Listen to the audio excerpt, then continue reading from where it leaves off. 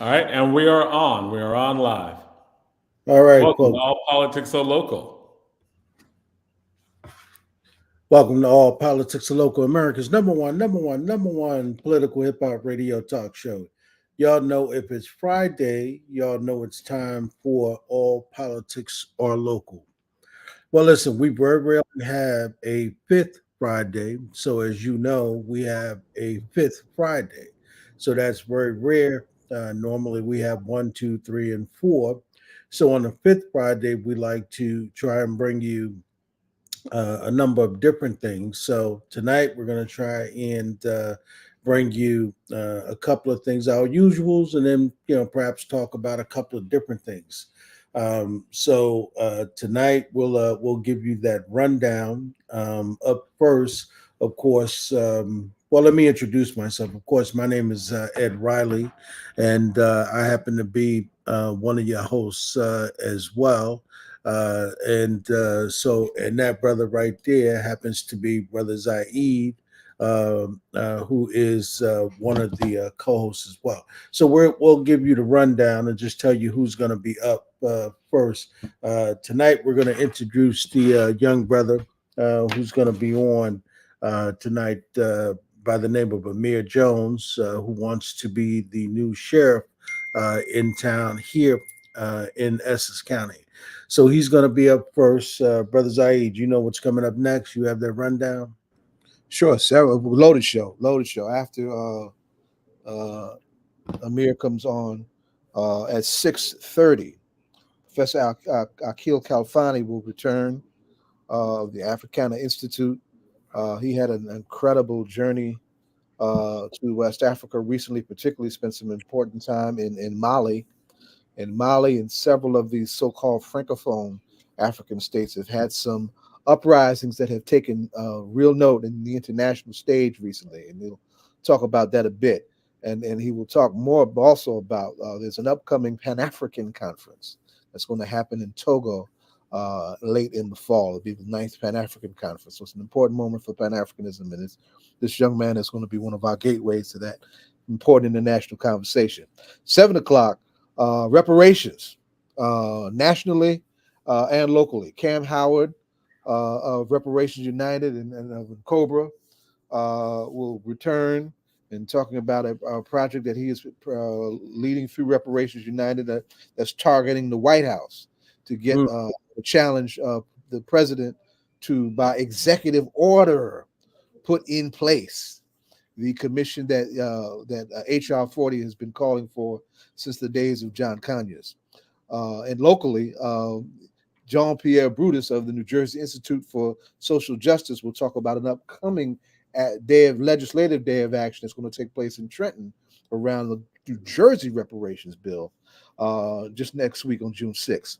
And then after that, Tova Fry will return. Tova, of course, is in the People's Organization for Progress, but is an incredible, resilient, long-standing organizer who represents a huge wave of Jewish descent protesting the Gaza genocide, and she's very much a part of the Al-Auda coalition in New York City. In Detroit this past weekend, it was an important Palestinian National Solidarity Conference. She'll be talking about what came out of that, the marches that are going to come out of that particular gathering this past weekend. So it's a loaded show, a lot to do. And of course, we got And also, of course, right?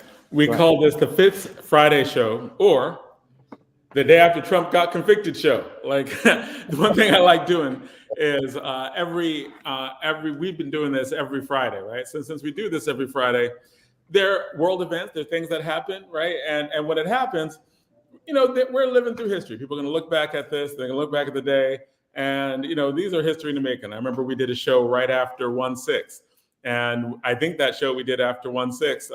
Eventually we had a lot of people on, including the congressperson, the late Honorable Donald Payne, our friend, and it was just so fascinating when he talked about what he went through in terms of that day, right? Him watching it, him reacting to it, and all along. So I mean, at every point, there's so much history. We got Congressman Bonnie Watson Coleman on in the aftermath of that too.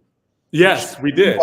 She wound up getting sick as a consequence of that madness. And we almost got a young and brand new congressperson at the time, Andy Kim, to come on. But we couldn't, work out the schedule with his office at the time. And now he's getting ready to make this move in the race for Senate, with the facing challenges, of course, from Patricia Medina Campos and our own Lawrence Ham. So that was a heavy moment. It was a heavy moment. Go ahead. Yes. So I mean, I don't know how heavy a moment this is, because I don't think it's going to make a difference in the election, because like convicted felon, people are going to vote for him. We're going to vote for him, right?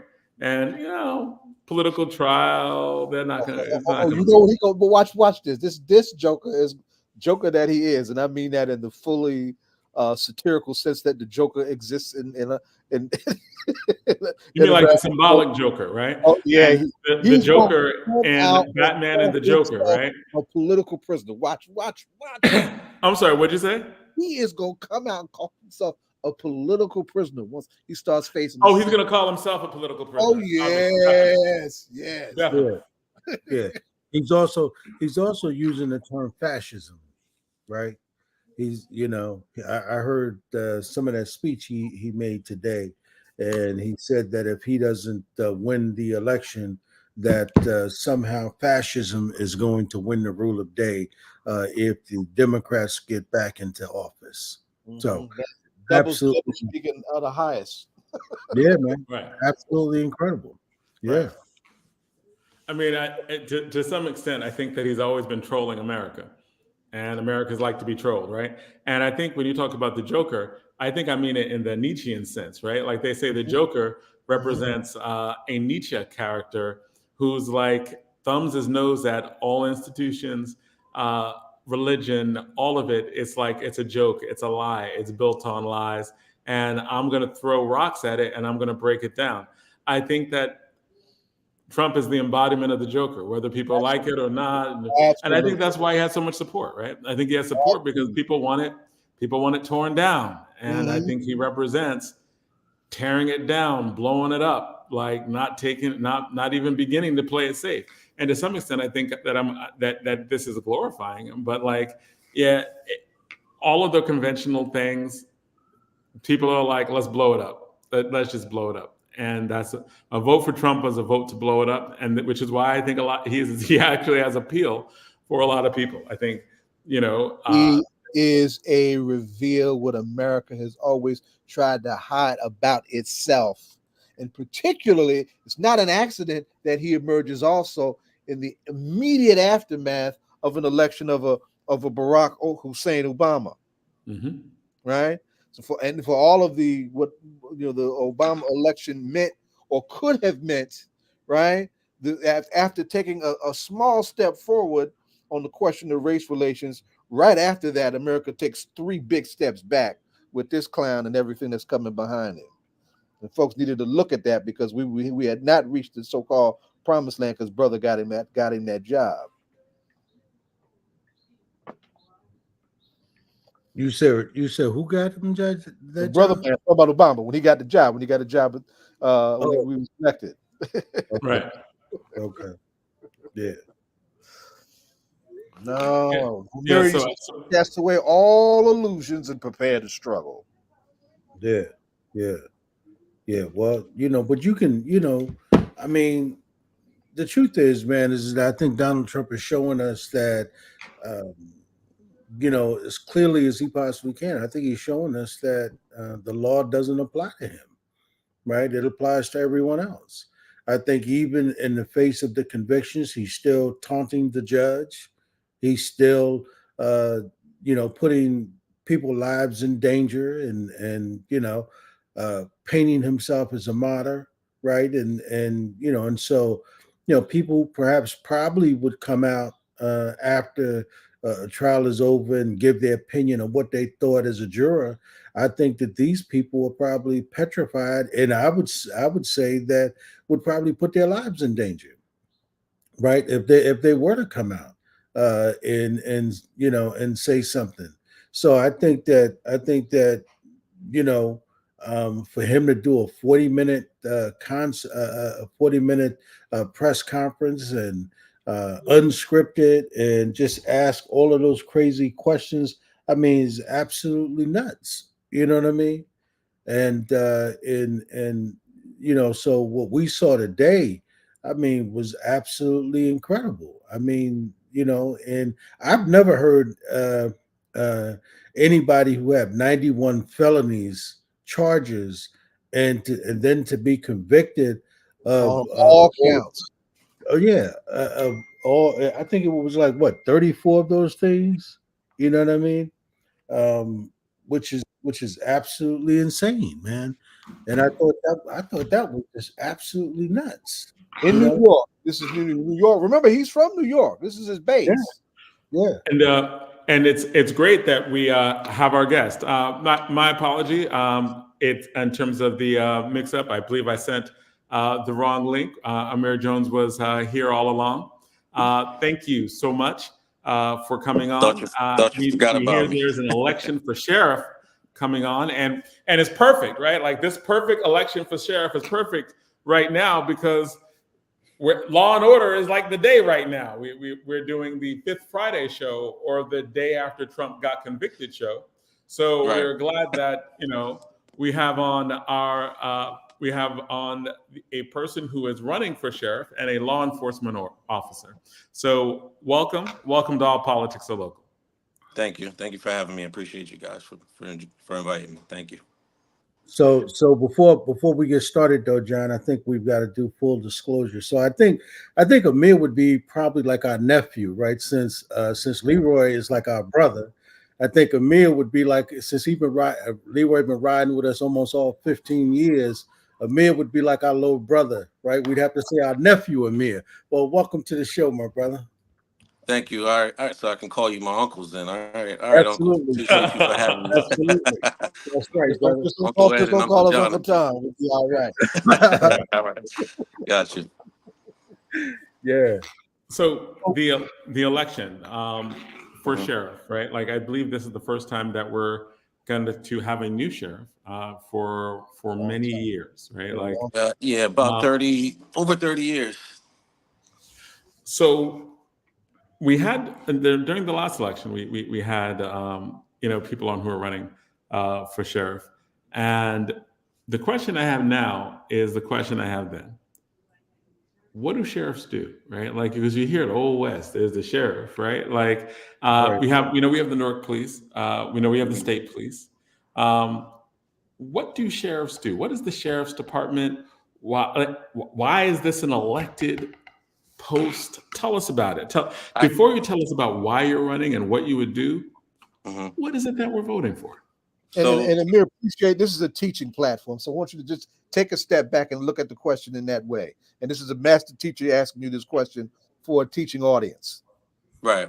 So as far as the only difference between Newark Police and the state police and the sheriff's department is jurisdiction, really. So we're responsible for mainly our courts division, which is our judges, our criminal courts, our family courts, which is located at 50 West Market Street in Newark.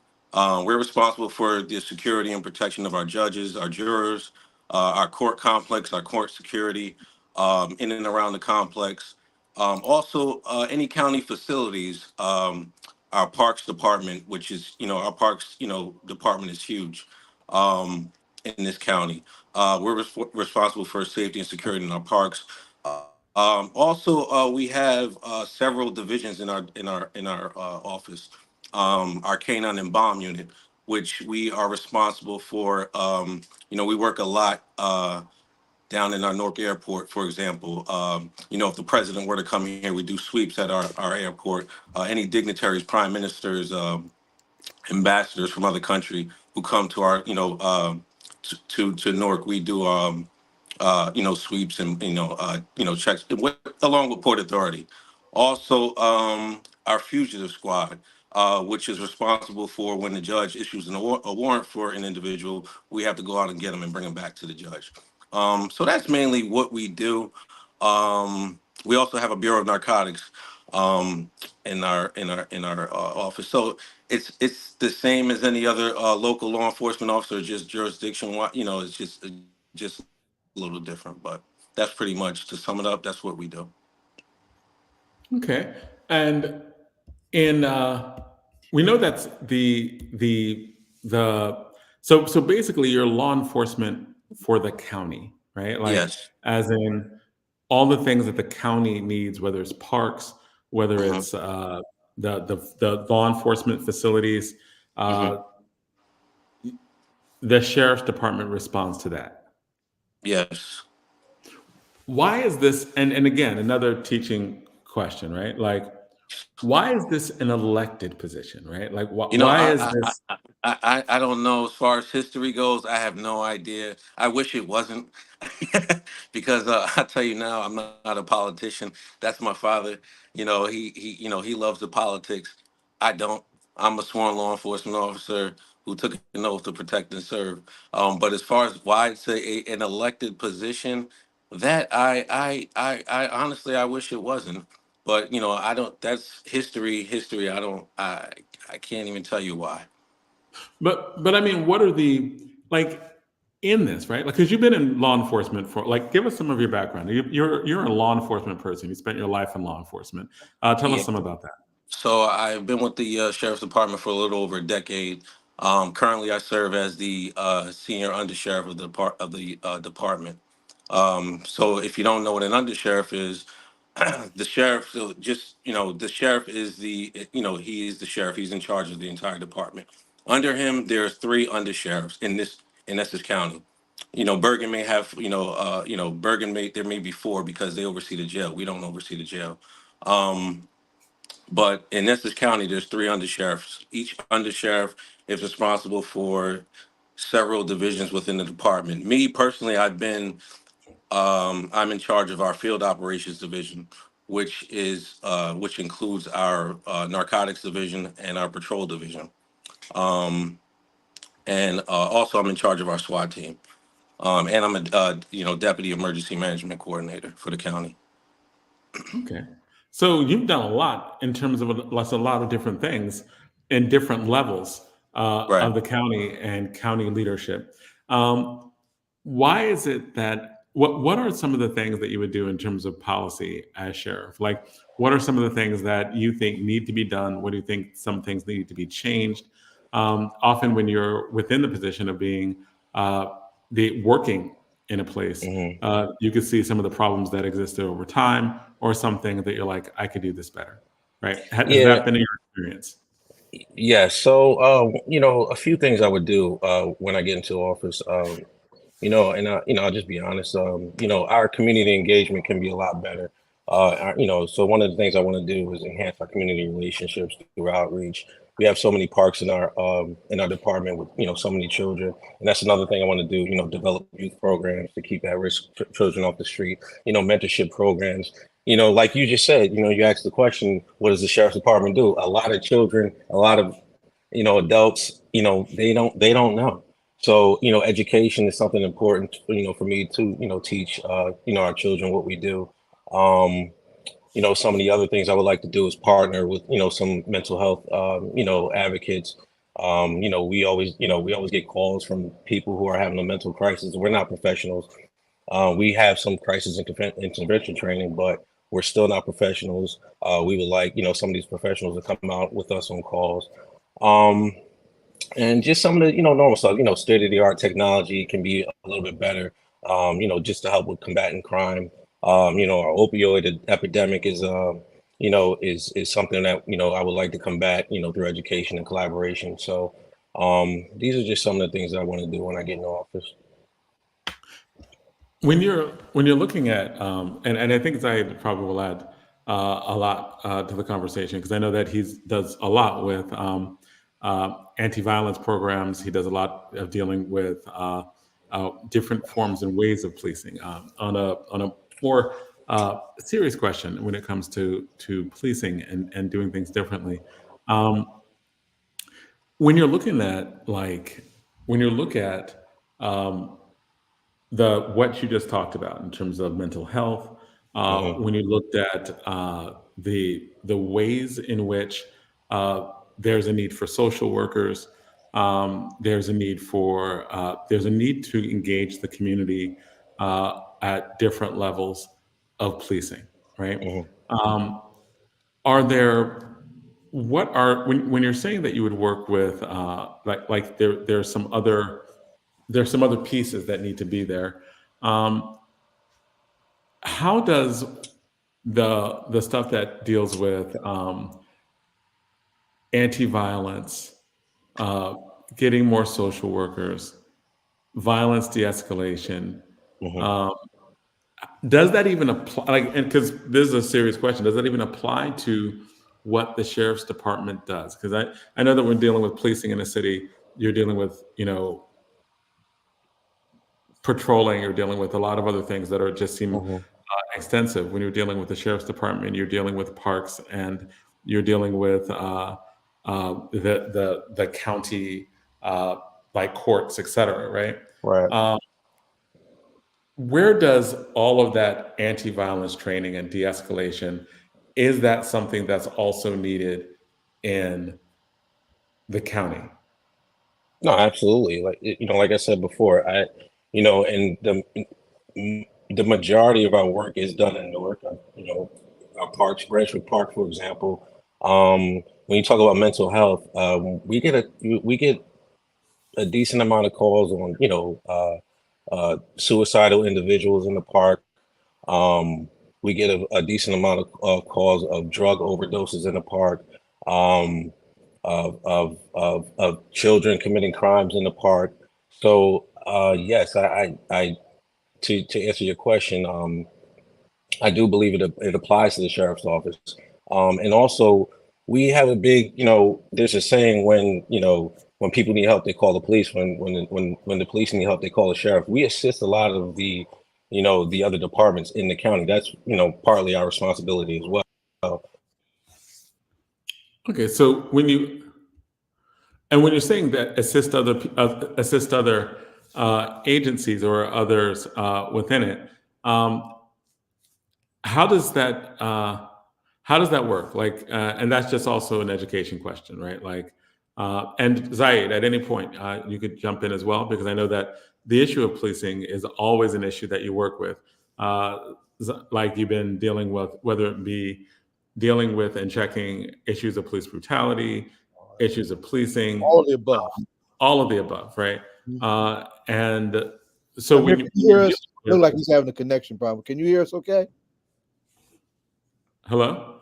Yeah, yeah. Can you hear us? Can you hear us? We can't hear you. I can tell he's struggling with a connection problem. Oh, fair. Uh-huh.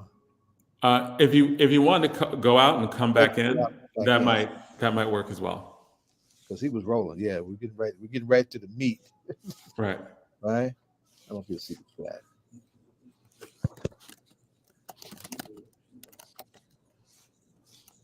Yeah. Keep talking, y'all. Be on radio. Hello? Okay. So yeah, the questions, because I know you have a lot of questions around policing, and I'll probably, we're running out of time, but I will definitely ask the ones about. Hello, is this better? He's trying to come back in. Was Right? that me or was that? It's connections that just Yeah, it happen. must have been a connection It thing. happens sometimes. But you're perfect now. We can hear you very well. Okay, gotcha. I mean, let me help. Let me just add to Jonathan's question, right? Okay. Because Did you hear me? I'm sorry. Okay, go ahead. we hear you good. We hear you good. You're good Okay. now, son. Right? Okay. Newark is in the midst of a historic police reform. Mhm. That includes groundbreaking work in what we call community-based violence intervention, right? Right. And we've got some folks on the ground in the streets who are not police officers doing work that has been absolutely essential to the driving down of violence in our town to historic lows, right? And people all over the country are looking at, right? And I don't know what conversations you've had with those forces doing that, but and if you haven't, you've been honest about things that you don't know about, or right, would you be open in an immediate way to engaging in with some of our partners who are doing this work nationally and locally, that has been really key in getting this work done? One of the things that we try to do early in the days of this work is develop a ring in Essex County around our work in Newark. I've tried to have discussions in East Orange, and Irvington around those municipalities who have the same problems, smaller towns, but the same problems with violence and the kind of drivers of violence that have always troubled our community. And they have not really gotten comfortable with having those kind of conversations so we can expand this circle of work that we're doing right here in the county. Would you be open to something like that? Because we got folks ready to talk to you for sure. No, listen, I've already had those conversations. So yeah, I'm open to talk. I speak to the director of of office and violence prevention on a daily basis, trying to figure out when I get in office, how can they provide how the sheriff's department and OVP work together. I've spoken to the director of public safety, Fritz Project, already about this. So we're already having those conversations. So yes, I would definitely be open to that. Let me ask you a question. All right, Say again? we hear you. We are right. You're okay. We hear Okay. you. What do you see as some of the weaknesses that you want to attack right away? And I'll give you a painful hypothetical that we all shared together. I guess it was almost a year ago. A young man died in West Side Park, Elijah Garcia, and the emergency response was pathetically uncoordinated. It was a failure of both what we had going on in Newark forces and Essex County forces, and a young man shouldn't have died the way he died, right? And some things have been revealed about the problem with communication between the two entities. Two, how the emergency call centers need some real attention. And three, how we roll out emergency response, even with our ER folks, right? Our ambulance corps, right? The places that also have some weaknesses that need some support, and the broader question of it was horribly coordinated. And it was messy for some of everybody, and the conversation, in my modest judgment, was a real place to move this conversation that we're trying to have right now, and it really didn't happen the way it should. But that's so. Just what are the weaknesses that you see that you want to attack? Looking at something like that. Yeah, I'm not gonna, comment on that situation, but I'm very familiar with that situation, and that was a horrible tragedy, for the young man. But since then, I know there have been, defibrillators in every park. It is now a requirement for every coach, who and team that rents that park or field, that they have to have trained CPR certified individuals in that part. But to answer your question, yes, there is some improvement with communication and 911 system. With as far as with EMS and the police, it needs to be better. I don't, I'm not 100% sure what happened in that situation, but we are having conversations about and improving our 911 system. Actually, we just had a meeting a few weeks ago about that with UMD&J and our dispatch center. So yeah, so listen, those conversations are already taking place right now, and hopefully we won't have that issue again going forward. Yeah, I full disclosure, I work for one of our national partners, Equal Justice USA, who's tried to facilitate some of these conversations. Done so much in Newark with the Newark Police Department and some others. And we would definitely would be willing to be a resource for that conversation moving forward.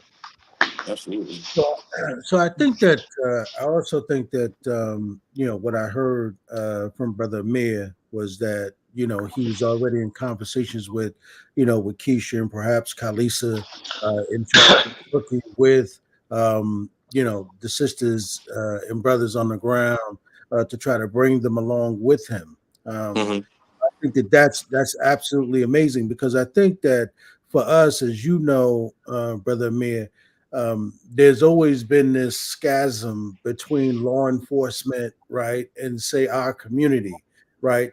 We don't engage with them early and we don't have the kind of like when we were, not necessarily you, Amir, because you're a young man, but when we were coming up, there were these police officers in the community. We kind of knew who they were, Yeah, and no, I think that's yeah. thing you bring to the table from a cultural perspective, because one of the things Mayor Baraka talks about when he comes on the show, he always talks about culture, using culture as a weapon, right? Hmm. One of the things you bring through, because I think what you said first is you want to be able to engage the community. You want to Hmm. talk to young people. You want to do community engagement. I think all of that is important. So I think that for me, because the other part of it is that you make history, right? If you become the sheriff, this will be the first in history, right? That a Hmm. black man actually becomes in charge of this particular department. Talk about that a little bit. What does that mean? Yeah, so and back to what you say with the youth. I mean, this is personal for me. I have a 16-year-old who he's in high school. He's a sophomore in high school. He attends Payne Tech. Um, 4 years ago, I tell his story all the time. I told it in front of him for the first time. And he told me that 4 years ago when we had the murder of George Floyd. It was 4 or 5 years ago. 4 years ago. 4 years ago, Um, yeah.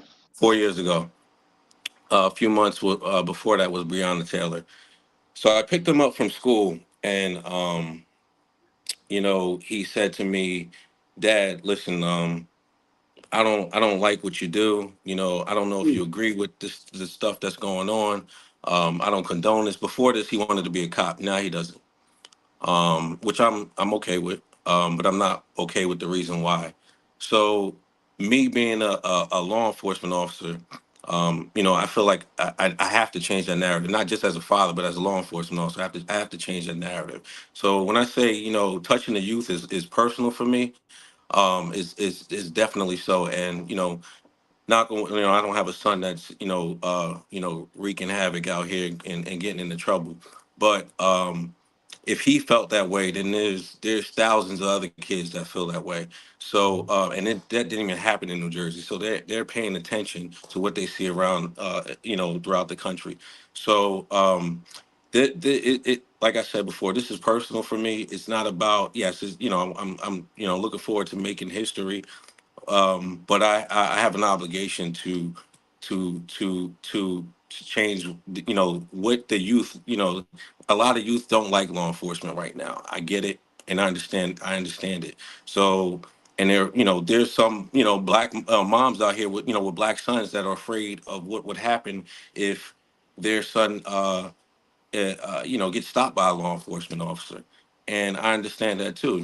My wife has young children. We have 4 kids together, so I get it. We talk about it all the time at home.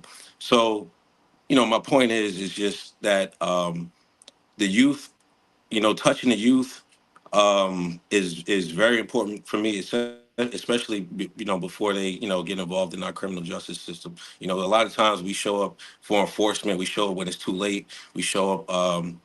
When we have to give, a parent bad news. I'm tired of that.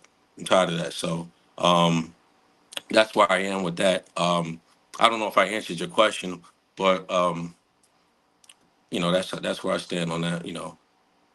Point. Yeah, I think you did. I think that Mhm. with because that's what you bring, right? You bring that Mhm. that that cultural part of it, right? That Mhm. personal part of it. When you talk about your son having that conversation with you, all of us are black, right? We Yeah. encounter all of that. You know what I mean? uh I'm part of the law enforcement community. I'm an attorney, so I think that Mhm. that happens too for me. Like when police come up to me and we have to do that. The fortunate part for me is I work with cats like you all the time, right? And I work Yeah. with police officers. But the real difference is for you, for all of us. They don't, if somebody come up to you, Amir, they don't necessarily know you in law enforcement, right? No. Right. No. First thing they see a black man, and particularly someone your size, right? Or someone Jonathan's size. When they see y'all, I mean, there's a level of intimidation before they even find out what your job is, what your function is, or how you even grew up in society. So all the things you said, that's why you become important, Brother Amir. That's why you become important in that position, because anyone else probably wouldn't say what you just said. They probably wouldn't say, oh, I really want to do this teaching kind of stuff. They go in our community to be able to talk to them about what it is we do, not to be afraid of law enforcement, not to want to consider that as a job. No, we need you all, and we need you to consider that, but we also need to be able to understand the cultural differences that we all bring. You grew up in the same community we all grew up in, so you know what those issues are, and I think that's why your leadership becomes important. Right. And just I was at Week Break High School the other day, and I asked the question. There were different grades. They were about 16, 17 years old. Some are graduating that I met, and I asked the question, how many of you are afraid to get, if you get stopped by the police? The majority of them raised their hand. Yeah. And that's not. It's not. I didn't want to see anybody's hands raised. Yeah. But I You mean, know. that's true for even us as adults, right? Like Oh, I get pulled absolutely, over by the police, absolutely, right? Like, absolutely. The and question is we all trust. know the thing, right? It's We the Yeah. have question the of hands trust. out, What's up? right? Right. We have the hands Question of out. trust is We what's are there.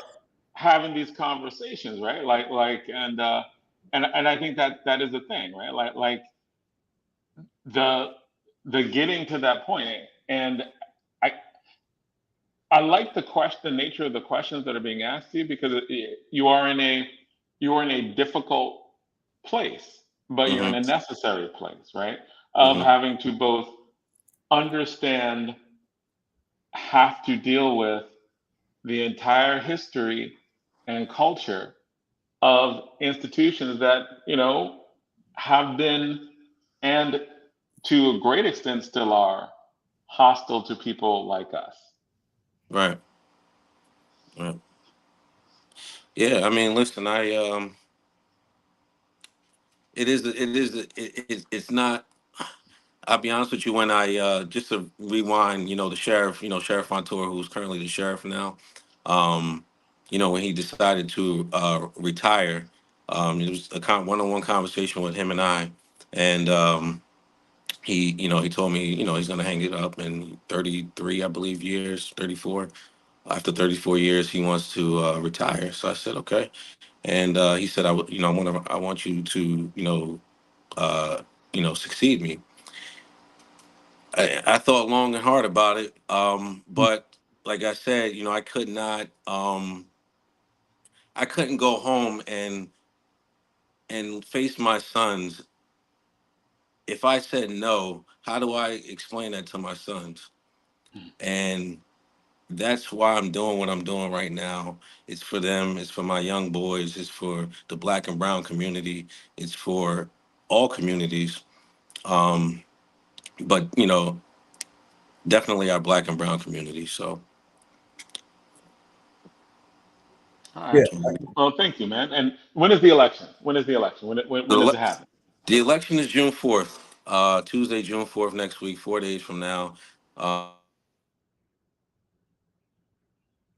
right. I think it just popped out again. Austin. But the election is next Tuesday, June 4th. We didn't get a chance to ask him that final question. That would have been a fun answer. But But if he let's pops say, back on, we'll ask. when the election is for him, right? We know it's going to be June 4th, right? Right. Which is going to be next Tuesday. And so I don't know what his position is on the ballot, but I do know that he's on that ballot and he's running for the county sheriff's position. So want to make sure that you all go out and support And him. there are two other people running for the post too. Yeah. Yeah. Yes. I think that there are three other people. There are two Republicans and another Democrat. Right. But I think that what again, Amir Jones, if you listen to him, I think that one of the things that we hear clearly is that his level of compassion and concern for our community, and the fact that he's, the schools. You think about visiting West Side, you don't get no more in the hood than West Side, right? Or Weekway, right? Those are when them kids say that they're afraid to get stopped by the police. And you got to think about this, man. During that time, Though we have this reform process. Yeah, Well, I right. mean, It's I mean, like still that all of it's trust there, but question is still a serious question. Yeah, right, because like, and that's true of me and you. Like, we're both older, yeah, established people. When we right. get pulled over by the police, we Still understand black guy. there's a possibility that we could die, That's right? right. That's So no matter what, I mean, I was pulled over by the police like what last year. Last year, I think I was pulled over like twice, right? right. Like once legit, I was speeding, right? And didn't get a ticket. It was a brother pulled me over, and I was like, oh, brother. And then I'm thinking about, well, what kind of brother is it, right? Like, is it one of the brothers trying to prove something, or is it a brother? And it was funny because we had this conversation where pulled up to the car and there was like a little unwritten language. I was like, oh, it's a brother, because he was like, well, we're all cool. Like, he basically had to be like, we're all cool. You were actually speeding. I'm just giving you a warning. I needed to just pull you over. We good though, right? Like, no need to like. I know you're not gonna shoot me. I'm not gonna shoot you. We're all good. Right. And it's like there's this unwritten language when you go pulled over by the police, and it's another brother who's actually a brother. You have like a different level of conversation because everybody knows what's up, right? Right. Because Everybody knows. yeah, and you got to remember what I said. You got a flip side to that too, though. Your little brother Eric Adams is sicking the police on college students all over the. That's what I'm saying. Like, what place.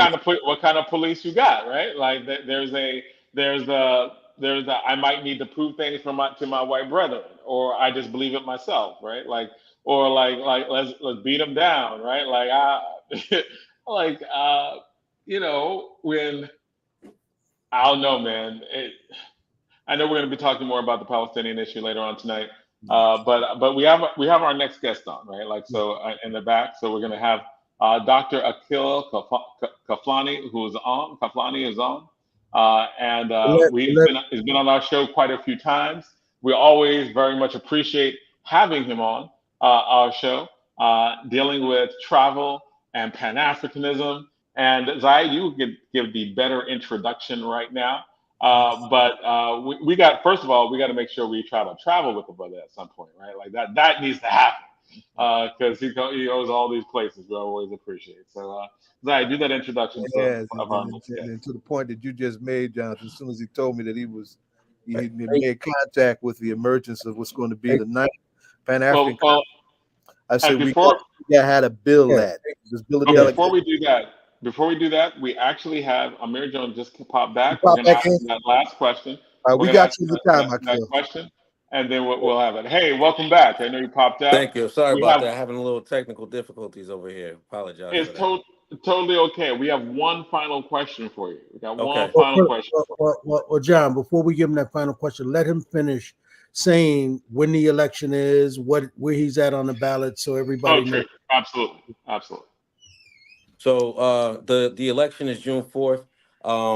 You don't have to wait till election day to vote. The early voting started. You can go to just about any county park to vote. You can go to, if you're in East Orange, you go to East Orange City Hall. You can go to the county clerk's. You can go to the courthouse. There's plenty of places. It's right online at Essex County Clerk's office.com.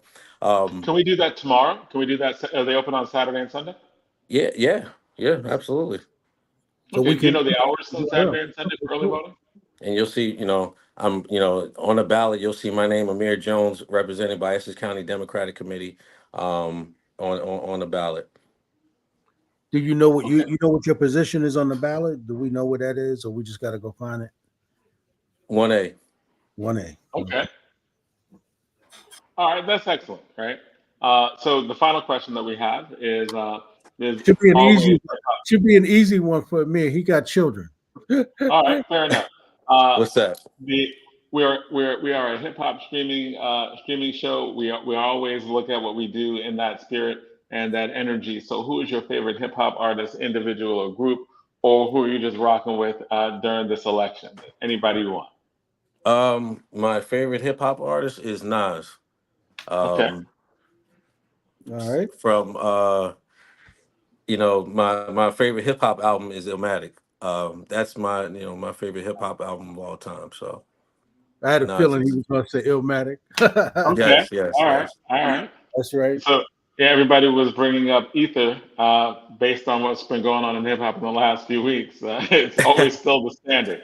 Nas is always still the standard, right? Like, Absolutely, and his last yeah. name is Jones. So Uh-oh. Okay. Nasir Jones. That's right. That's right. Yeah. All right, cool. Well, thank you so That's much. not Good Jim luck. Jones's boy. thank you for having me. I And appreciate you and guys. Thank you so and much. we got to have you back on after the election. After the Oh, election. absolutely. I love to. All right, Thank you. Amir. Good luck Take to you, care. my brother. Thank you. Appreciate you guys. Thank you so much. Have a What's good up? weekend. Yep, you Appreciate you too. guys. All right. All right. All right. So that introduction, that Zaid introduction. Well, and actually, I was just building off of what your comments and your observations, Jonathan. You said we need to travel with Professor Akil, and that wasn't a rhetorical suggestion. That has some real teeth and should have some real meaning. When he first let me know that he had contact with the African Union and they were talking about a ninth Pan-African Council, let's build a delegation, right? And so we really need to have that conversation. So welcome back first, Akil. We appreciate you coming back. Appreciate you taking a few minutes to build with us, right? You just had And it. actually, in all honesty, you're practically a regular on our show, so we appreciate having you back. We Pretty appreciate well. having you consistently Yes, back. yes, yes. No, And I'm we glad to actually got be to here, get you on brothers, our as show more usual. often. We Yeah. got to get you back here more often. I think Khalfani has probably been with us probably about 14, 15 years too. Right, Khalfani? Yeah. You've been around with Yeah, us. been a minute, been a minute. Yes, sir. Yeah. Yeah, So as a matter so of fact, so back when we were in the building. exactly. Yep. So we have to call. So Khalfani is going to be one of them brothers when we see his children, they're going to be nephews to us too. That's right. That's Fair right.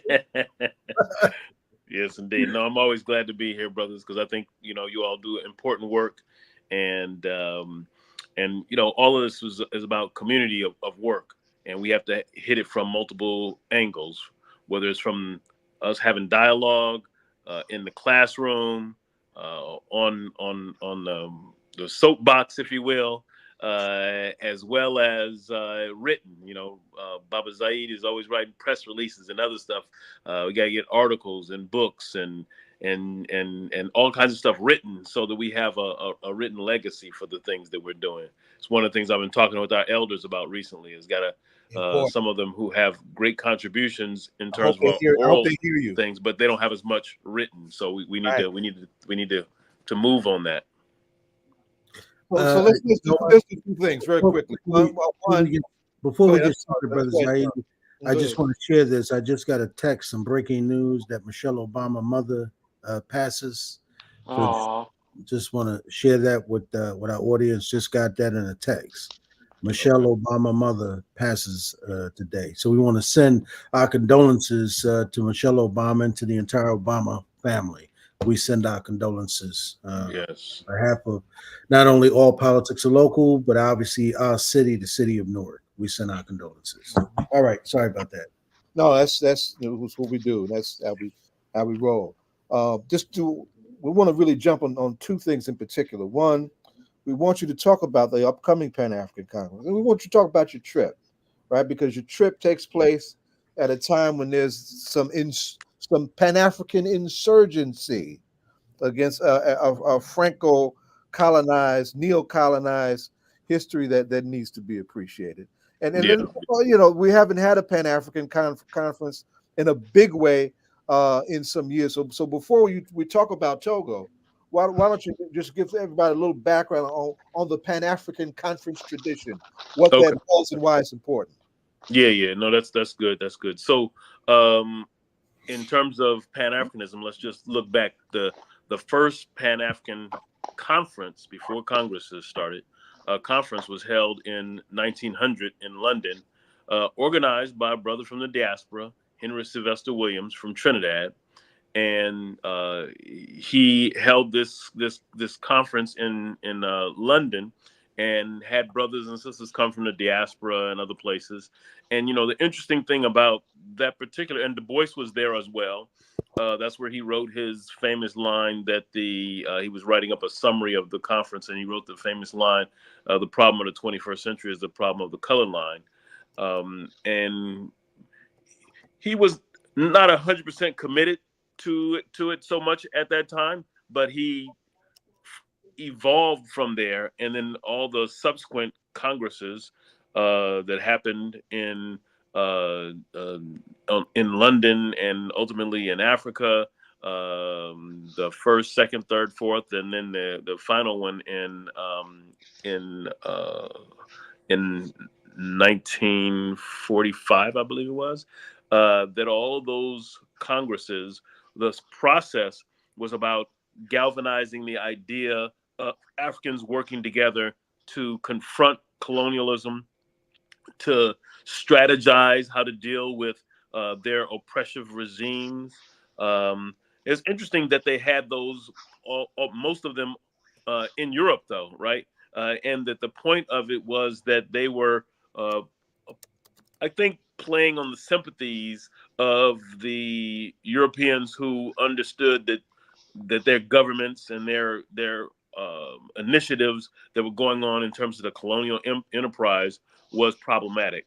And so these Pan-African Congresses and conference provided a framework for Africans to have a discussion about how to confront that.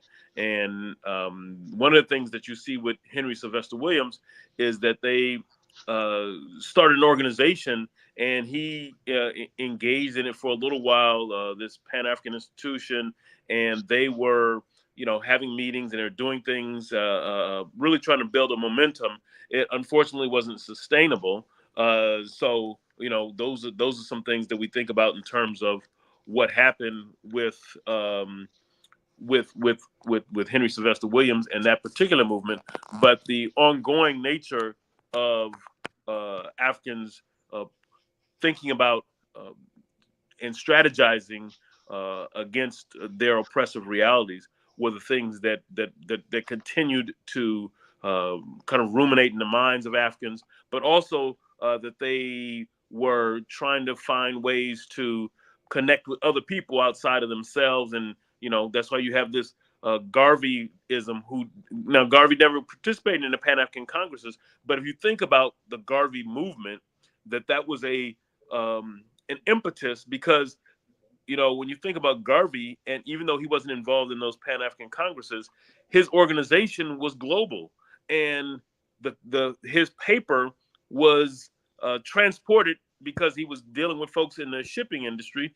His paper was transported to all of these places where these Africans who participated in the Congresses had heard of and thought about the ideas of Garvey. So we oftentimes don't talk about Garvey's influence in that way in the Congresses. We talk about his influence in Pan-Africanism, but we don't talk about his influence on Congresses. And maybe one thing for us to look back on with Garvey would be, even if the Congresses were advertised in the newspaper, that I don't know. I haven't done that research, and I haven't seen it by anybody else. But I think that would be an interesting thing to see if here you have this big newspaper, and if they the big in terms of its spread around the globe, and if they were talking about the Pan-African Congresses, then that also feeds into the Garvey's impact on the Pan-African movement.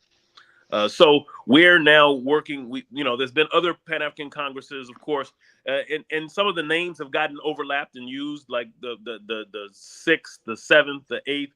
We can look at those and say that maybe they happened in multiple times, and so then even Dr. Arikano, she was looking to organize a Pan-African Congress. There's another group that's looking to organize them, and some people see these as conflicting, but I've never seen them that way. I say we need, if we think about it, I'm in New Orleans right now, and I'm at this conference. It was talking a study abroad conference, in fact, with the largest organization. It's like 10,000, 12,000 people here at this conference.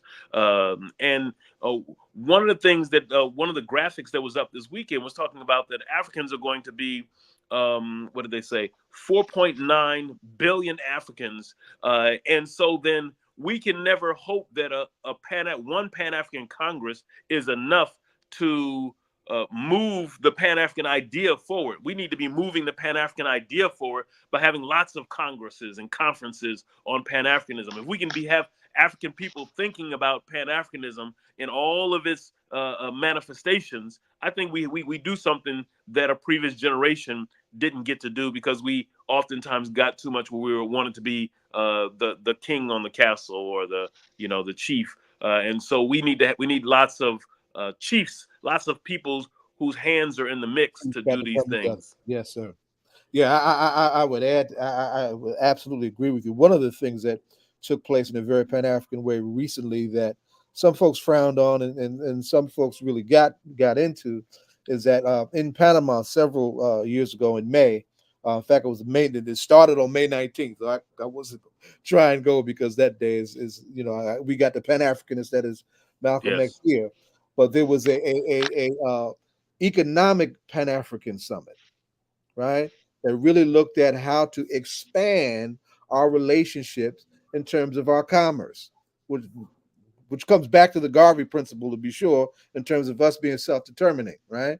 And the fact that it took place in Central America, right, in the diaspora, right, in a Spanish-speaking space, a Spanish and English-speaking space, right, with this Black community that's got its own proud maroon heritage, hosting it, and to see that wave of folks coming from, the four corners of the globe was a healthy reminder of, yeah, we can do this, right? We just shared a little while ago, of course, May 19th. I'm very appreciative of Africana Institute running a bus every year for the last several years to Malcolm's gravesite. The Pan-African Congress that took place in 1994 in Tanzania, Betty Bahia Shabazz did a hell of a presentation on the question of what public health should mean from a Pan-African perspective. And I'm dying to figure out whatever happened to her papers, right? Mm-hmm. But people don't realize the Pan-Africanist that was the queen of Malcolm X, right? Right. We've got so many places to lift, right? And of course, that's our ultimate weapon. Our ultimate weapon of power is our unity. So I'm glad to see that the Congress is forthcoming. We can segue now and pivot to just really what's happening now with that, if you want. Okay. So the Ninth Pan-African Congress was called by the government of Togo, and a good friend of mine, brother Dr. Nyakwe, who's a professor. He's from Cameroon, but or maybe Cote d'Ivoire. I think Cote d'Ivoire. But he's a professor at Lincoln University down outside of Philly, and they asked him to be the chair of the scientific committee. So really kind of organizing, pulling together this Congress. And then so he asked me and a few other people to sit on that scientific committee. And so we're working, and the government is doing another component of it. But we have these different meetings that are being put together. So there was one in South Africa in December.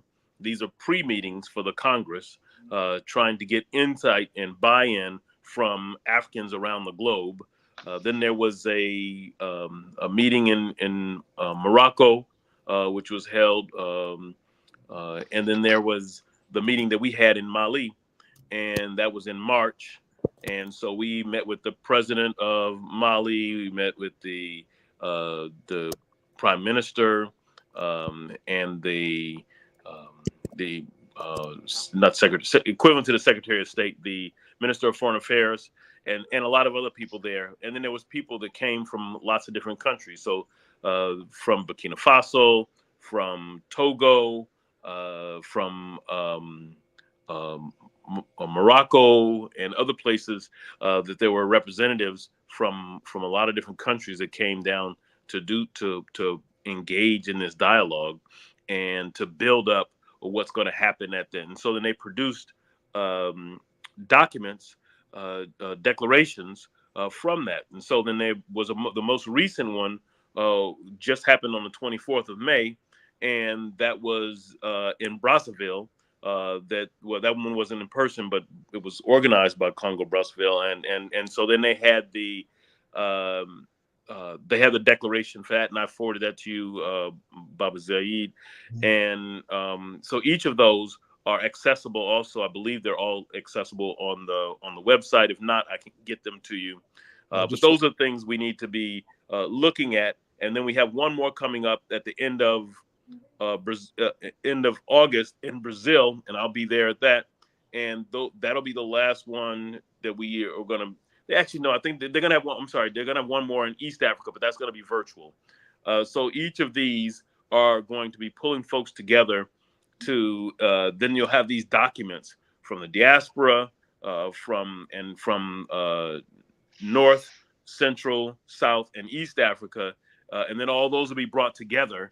And I'm assuming that what we're going to do is that we're going to probably compile these documents as the scientific committee to kind of sort through them, vet them out, and then use that as a basis to put together a document that we can then we can build upon at the 9th Pan-African Congress in October. And they just produced a list of they selected a group of youth for applications that went around the globe, and they just selected a group of youth representatives, several representatives from each of those regions, and that's also published on the website right now. Now, let me just ask you this, because I don't know how this come up yet, because it's something that's very much in flow right now, and it's rather resurgent, and it's playing out in different ways in different spaces. The Black presence, for example, in this now global Palestinian solidarity movement, right? If it hasn't happened yet, I certainly would love to help us in any way that we can facilitate the bringing of our youth who are in the streets like they were in the streets 4 years ago for the George Floyd summer, bringing that energy forward into that important conversation. It showed up in the UN Human Rights Council. Our ties with the African Union was important in having Philanese Floyd, one of George's brothers, speak to the UN Human Rights Council around the question of police violence and just what an international body like a UN could weigh in on the question. So it's that's in the air. I just wanted to name that because it's certainly something I don't want us to overlook at this particular critical moment. So I don't think that there's been. Finish, Doctor. You were speaking, Dr. Khalfani. Yeah, I was just going to say that I don't know that. Well, if you think about when we were in Mali in March, that was kind of the beginning some of the early stages of the conflict. The most recent conflict in Palestine, and so then that hadn't really kind of gotten to a place where there was a lot of folks internationally involved. So I wasn't since I'm at this conference, I didn't participate in the meeting on the 24th. So I haven't even got a chance to fully read through that document yet. But I will over the weekend and see if they brought that up. And then in Brazil, I imagine that there will be some discussion on that because that won't happen until the end of August. So there's going to be a lot of space between now and then for something like that to be brought up. All right, so we do have our guest coming on for the next part of the show that I think that you'd actually be very interested in. We have Kamm Howard, who's in the back, who's going to be talking about reparations, and then reparations is Pan-African affair. Right, and after that we have Tova Fry, who's going to be on talking about some of what's going on in terms of the movement for human rights in Palestine. Yeah. Mm-hmm. Right. So if you are, as I said before, you are more than first, we got to have you back on a more regular basis. But secondly, and especially talking about this and getting more in depth into these conversations about Pan-Africanism, what's going on, how can we be down with some of these trips, right? Like all of that, right? Like we need to have conversations about. But also, sometimes you might want to come on just to be a part of these other conversations that we're having. And we'd always be honored to have you on. So, so we're going to ask you the hip hop question: who's your favorite hip hop artist, individual or group? And then we want to make sure that we can bring you in to the conversation. But even before that, in summing up this conversation, what is there we need to know about the upcoming conference? And is it streaming? How can we be a part of it? Can we be a part of it? What is it that you want us to know about it? So the upcoming Congress, I would say first and foremost, the link that Babu Zaid put up in the chat there, that's the link for the website for the Congress. So we definitely invite you all to come and participate, be engaged, and you can register there. Zaid made a great point that maybe we should have a contingent from the New York metropolitan area or from the East Coast or the U.S. or whatever, and look at organizing something specific to take folks from here. People would have to pay their own ways or raise money to do that, but then to set that up so that we have a big representation of folks coming to the Congress, and I think that's going to be that would be a powerful testament. But not just a testament. I think that the main thing that we get out of it is that to reinforce our necessity to be engaged in Pan-Africanism, because there were no U.S. The youth that got selected to attend weren't from the U.S. So I think we need to develop our own youth branch, if you will, so that we have these youth who are cutting edge in technology and other ways to think about how to be engaged and to motivate them to be engaged in this Pan-African dialogue. Otherwise, the Pan-Africanism will die because we don't have young folks engaged in the discussions and the movement of it. So I think we need to make sure that we bring in our sisters and the youth in this Pan-African movement and find ways to do that in powerful ways. But I say first, go to the website, sign up, and if people got questions, they can always reach out to me. I'm at Khalfani@essex.edu. And that because you're a professor at Essex County College, right? Yes, a professor at Essex County College. I'm on the organizing committee for this this Pan-African Congress, and of course I got like 20 other tentacles. And so we encourage folks to come out and be engaged and to know that Baba Zaid made this point. I just want to reiterate this, that sometimes we forget that when we're engaged in stuff like going to the Malcolm X memorial, that's a Pan-African initiative. Absolutely. Because Garvey, his parents were Garveyites. Right. He was a Garveyite, and he was a Pan. They were all Pan-African. All of that. And so that we going to a Malcolm event is Pan-Africanist in nature. And that's so we have to make sure we tie what we do into this collective movement and make sure that we don't see ourselves operating in these silos, and that we have things that we can do to continue to move it forward. And we have to articulate what that is. And how about this? In the next conversation that we have, there's a lens that I'd like to look at it through, and that's Pan-Africanism through African Americans based on current immigration. Like I'm a debate coach, debate team. I have I got a lot of Black students, all of them from different parts of Africa. I think that there's levels in which there's Pan-Africanism going on right now based on immigration patterns, us coming together collectively, not just internationally, right? Like not even just traveling, but how I find myself learning from my students things that culturally, right? Like, and in terms of how we were thinking, how they think, how their parents think, how levels of colonization work, right? How levels of white supremacy, self-hatred, but it's all because it's all African American and African coming together, and it's real interesting. I find it just real interesting, and I think that the way of looking at Pan-Africanism through emerging immigration patterns and how we are now collectively living together in urban areas in a very Pan-African way that looks very, very different with a understanding of what Pan-Africanism is. I think there's a rich new diversity of experience that will benefit everybody. Ironically, 60 years ago, that's how we related, right? African students and African American students were a part of a movement in the larger non-aligned revolutionary, decolonizing movement of that time. And that sensibility was sharp there. It's the time to rekindle it now. And as Kamm comes, and this is one suggestion too, Afrofuturism, right, is something that's vibrant amongst our kids, right? And it's got them, taking dives in a healthy way into the sciences that we haven't seen in a minute.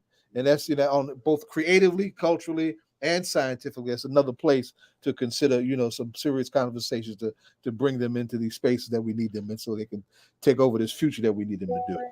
No, Well, we are. let me just add one last point on that, and that is that this piece about Afrofuturism, we should do a whole show on that, because I'm part of this other group, a global group who's working on Afrofuturism, but we're doing all this stuff with the UN and the African Union, and I think that there is another level of Afrofuturism that oftentimes maybe we're not locally engaged in as much. And so, since I have a lot of these international tentacles, maybe we need to bring those here as well, so that we can have some discussions about what it is they're doing, because they're doing some major things. Yeah, we can Absolutely. So we want to make sure that let's bring on let's transition to, because I think that these things are very relevant, right? Like even the conversation about Afrofuturism and reparations. Zaid, do we have another guest as well for this segment? Yeah. Jean-Pierre Brutus was supposed to come on from New Jersey. There he's coming in. There he is. Okay. All right, great. All right, so reparations, right? Just this is really of interest to me, and as a debate coach, because part of what many of our students have been into, and shout out to my assistant coach Temitope Okandare, who has been very much a proponent of understanding reparations, coming up with various ideas, just really just trying to get into reparations. She's actually in Tanzania right now, like building like housing, right? She's getting a master's at Rutgers, and has debated for Rutgers, and has been really helping our team with this. Shout out to Chris Randall as well, who's also brought that intellectualism to our team about reparations and reparations work. I actually have some of my students who are going to be debating a topic about fiscal redistribution, and they're looking at it through the lens of reparations. They're going to be looking at it through the lens of reparations in a few weeks. So they're listening. Our coaches are listening intently to this conversation. So there are a lot of questions that I'm going to be asking that are for purely selfish competitive reasons, to try to win some debate rounds for high school students who are getting ready to compete in a few weeks at a national at the largest debate tournament in the world. So they're going to be doing that soon. Jonathan, there's also an African Union model for teaching for high school and college students that that elder Professor David Horn helped develop some years ago. That's something that is, your squad would be very interested in looking at. In fact, our brother that just left, Kelly Harris, actually had a moment with that at Seton Hall before he left to go back to Pennsylvania. So that's another tool that's right in front of us that we definitely need to be lifting up. Okay, so let's introduce this section. Reparations. They stole us, they sold us, they owe us. Right? Right. Two forces that I'm glad to bring together.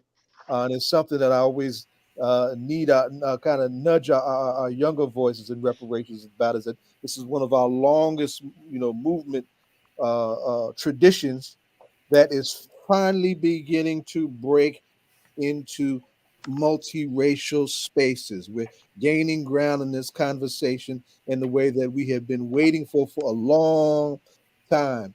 Kamm Howard and Cobra, Reparations United, has been a leading advocate and expert on this front for some time. Cam, you got this young brother right here, this young brother from IT, who's here in Jersey, who's doing some important work for trying to drive a New Jersey conversation through the New Jersey legislature. And then there's an action coming up on June 6th in Trenton that he's going to lift up. But I wanted to lead with you first because I want him to lean on our history in doing this work, right? We just shared some space together, right, in April, marking the 60th anniversary of Malcolm's ballot or the bullet. That's right. Radical expressions coming into electoral spaces, and you were one that what's the elder's name in St. Louis that brought the question of reparations into elected spaces. Tell us what Reparations United is doing now to do that as some other forces are, to put the pressure on who we got in the chair right now that needs to have some pressure put on it. So absolutely, one of the things, we were at the Black is Back Coalition Right. Electoral Candidate School under the leadership of Chairman Amali Yeshitela. And we determined with Congressman Charles Barron and others that we needed a reassessment of the Black left in electoral politics. As you know, the initial view of the Black left was, acting outside of the electoral politics. And Charles Barron, as you know, was a state assemblyman, New York councilman and state assemblyman working within the system, pushing revolutionary ideas. And so the Electoral Candidate School was designed to reassess what the role of the Black left in electoral candidates in the political system. So we were there at the 60th anniversary of the Ballot of the Bullet. And I was presenting on the Earn a Black Vote campaign, which Reparations United, the organization that I'm the executive director of, is the lead organization in this campaign. But the central goal of this campaign is to get the president to establish a reparations commission via executive order before the election, not after the election, but before the election. And we see that there are a number, you talked about some things earlier about this particular space we're in, but there are a number of what I call stars that are in alignment right now for us to actually capitalize and utilize the power that we have to make this happen. And particularly those, let's say, there are 4 stars. And the first star is that we have the absolute power to make them do it. Blacks are 20% of the Democratic Party base. Not since 1960. Since 1960, every Democratic president, with the exception of LBJ, only made it to the White House because of the Black vote. Republicans have won the majority of the white vote in every election, exception of 1964, since 1952. So the only way you've gotten Democratic presidents during that time is with the Black vote. And Kennedy was the first that we pushed over the finish line. And those early presidents, Clinton and Carter, particularly returned our vote with action. There's a lot of things you can say about them, but we actually ended apartheid under the Kennedy-Johnson administration. Affirmative action was introduced in the Carter administration. But under Carter, we got symbolism. Clinton, we got symbolism. Barack Obama, we got benign neglect, and Biden so far has just given us rhetoric to a great extent. And he's done some things, and they're talking about that. But the key issue for us at this particular time is reparations. So the first star is we have the absolute political power to make them do it. We're in an election cycle. That's the second star. We're in an election cycle. He desperately needs our vote, and we have again can leverage it up. The third star is that, or the second star actually, is that we've built a tremendous amount of political will within the Democratic Party over the last 10 or 15 years around this issue of reparations. 88% of the Democrats in the last 117 Congress in the House and Senate were favorable to a reparations bill and demonstrated that favorability by committing to vote yes if the bill came to the floor, or either co-sponsored the bill. So that's tremendous on the federal level.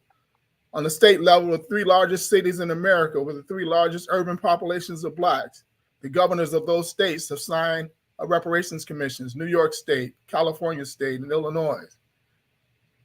Thousands, literally hundreds, and probably even thousands of state elected and local elected Democrats are pushing reparations around the country. And also in a 2019 Huffington Post poll, we showed that 80% of Democratic voters polled as a whole either favored or were unopposed to a reparations commission. That was 2019. We believe that number is even lower among Democrats. So less than 20% of Democrats across the board are opposed to reparations. And so we think that that's the president's job to get those over, to the side of being favorable, at least tolerable to a reparations commission. And then we have a situation where black voters are simply tired of the Democratic Party not committing to this issue of redress. We have a poll results that said that 2.9 million Black voters who voted for Biden in 2020 disapprove of him now. That's a massive, what we call defection from the Democratic Party. And Biden cannot win with those numbers. And we're messaging to him the only way to get those 2.9 million Black voters and more to the polls is the Reparations Commission. So the fact that Black voters are really, they've already made, it's no longer a threat that we're not going to vote. They've already determined that they're not going to vote. And he has to, in some way, win them back. And so we see, these are very favorable conditions for us to be pushing this issue. The challenge is that not enough Black people know we have this power and know that we can leverage it in this way. And, that's what the Earn the Black Vote campaign is 100%. to message both the president and the Black electorate. 100%, 100%. And I should note today that we have this conversation. This conversation is marked by the 103rd anniversary of the Tulsa Massacre, right? The destruction but that's right. I'm sorry, right? The destruction of Black Wall Street, right? So this is the question of reparations, the question of harm, the question of repairs, not just what happened to our ancestors in bondage, but the perpetual institutional harm that continues to persist and continues to bring harm to our community, and then to continue to deny our right to redress. Jean-Pierre, jump in this conversation, sir. Right? Tell everybody about Kamm dig this, right? Well, I just want to ask one clarification question from before. And this is also just, again, a lot of high school students are where you were saying the progressive Black left was, and that they didn't think that they should join electoral politics, right? Can you just elaborate on what was the thinking around not joining electoral politics? So, because a lot of the high school was like, hey, the federal government is racist and corrupt. You can't join a racist government. If you work within a racist government, you'll only get racist results, right? Right. You are pushing back on that, and you are literally saying that you are supporting. You have known for being supporting reparations for over 20 years. You are committed activists within the community supporting this, and you're like, that strategy was wrong. This strategy of pushing it federally is where you are right now. As an expert on reparations, as someone who's been fighting for the issue for years, you're like, no, don't disengage, engage. What was the original thinking? How did it change? I just want you to elaborate on that. Sure. The original thinking was that we were a colonized people, subjected to domestic colony in this country, and our central goal was liberation. And liberation required a revolution. And so the majority of the thinking of the Black left was around revolution, but we understand that the forces actually defeated the Black revolution in the 1970s. And we don't have a revolutionary consciousness in this country. And so we either are going to actually leave in mass, or we have to engage the system in a way to get some massive reform in order to build a liberatory consciousness. And so for me, part of reparations, when I was with NCOBA, we had 5 injury areas, continued impact. One of those injury areas was our peoplehood, the loss of our culture, the loss of our sovereignty, loss of our identity, loss of our language. All these things was robbed from us. We had a sovereign consciousness, to borrow a phrase from our brother Ezra Alverholm. We had a sovereign consciousness when we came to this country. Now we have a dependent consciousness that everything must come through the government. And even in regaining that sovereign consciousness, we have to utilize the systems that are in place. What we believe is reparations, the necessary resources that lift our community up. Also, through this process, we'll be able to lift up our consciousness at the same time to actually steer us toward more of the nationalist, independent-like goals that many of our revolutionary thinkers taught about. But we have to either gauge the system inside or outside, and we just don't have the consciousness in the country to do that outside type of engagement. Okay, so what is the so when you're saying look at the federal government, use the federal government as a vehicle for revolutionary action, you think that is possible? Yeah, reparations is revolutionary. At its simple core, it's part of the revolutionary struggle to get white supremacy that was built on several systems of criminality, what we know now as crimes against humanity, the system of enslavement, the system of apartheid, the system of neo-apartheid that we live in today, is built on that's a system of crimes. This is what America was built on. So to get this country to redress those crimes, that's a revolutionary act. And the type of repair that we're looking for is not a repair of dependency. It's not a repair it's a repair for building power. And that's what the revolution is all about. It's about Black people building enough power to self-determine for themselves. And if we do reparations correctly, we can build the type of power to be an independent and self-determining people. So reparations is the transformation movement, right? All contained within itself. Jump, now, Kamm, I want you to appreciate what this young man is involved Yes, with. sir. Right? One of the things that the reparations question has been led by our community, particularly the Black nationalist community, for decades, since its inception, right? And as we are moving into multiracial spaces, usually we see these conversations come out from places that are outside of our community. This young man belongs to a multiracial organization that has really gotten out front of the question of reparations in a way that we have not seen in other multiracial spaces.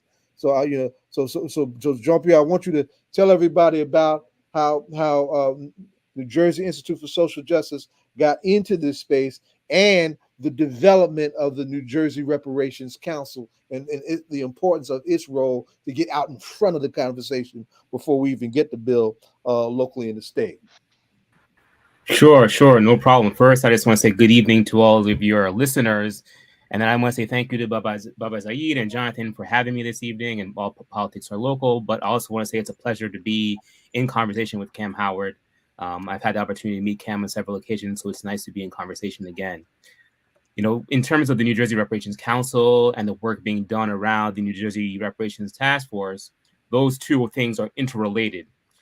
Since November of 2019, the New Jersey Institute for Social Justice, as part of our Say the Word campaign, which is the sort of advocacy campaign for a reparations task force in New Jersey, under a multiracial, multi-faith organizing campaign, tried to get a reparations task force passed in New Jersey starting in November 2019. This is several months before California. This is before New York State. And yet the bill did not move in New Jersey.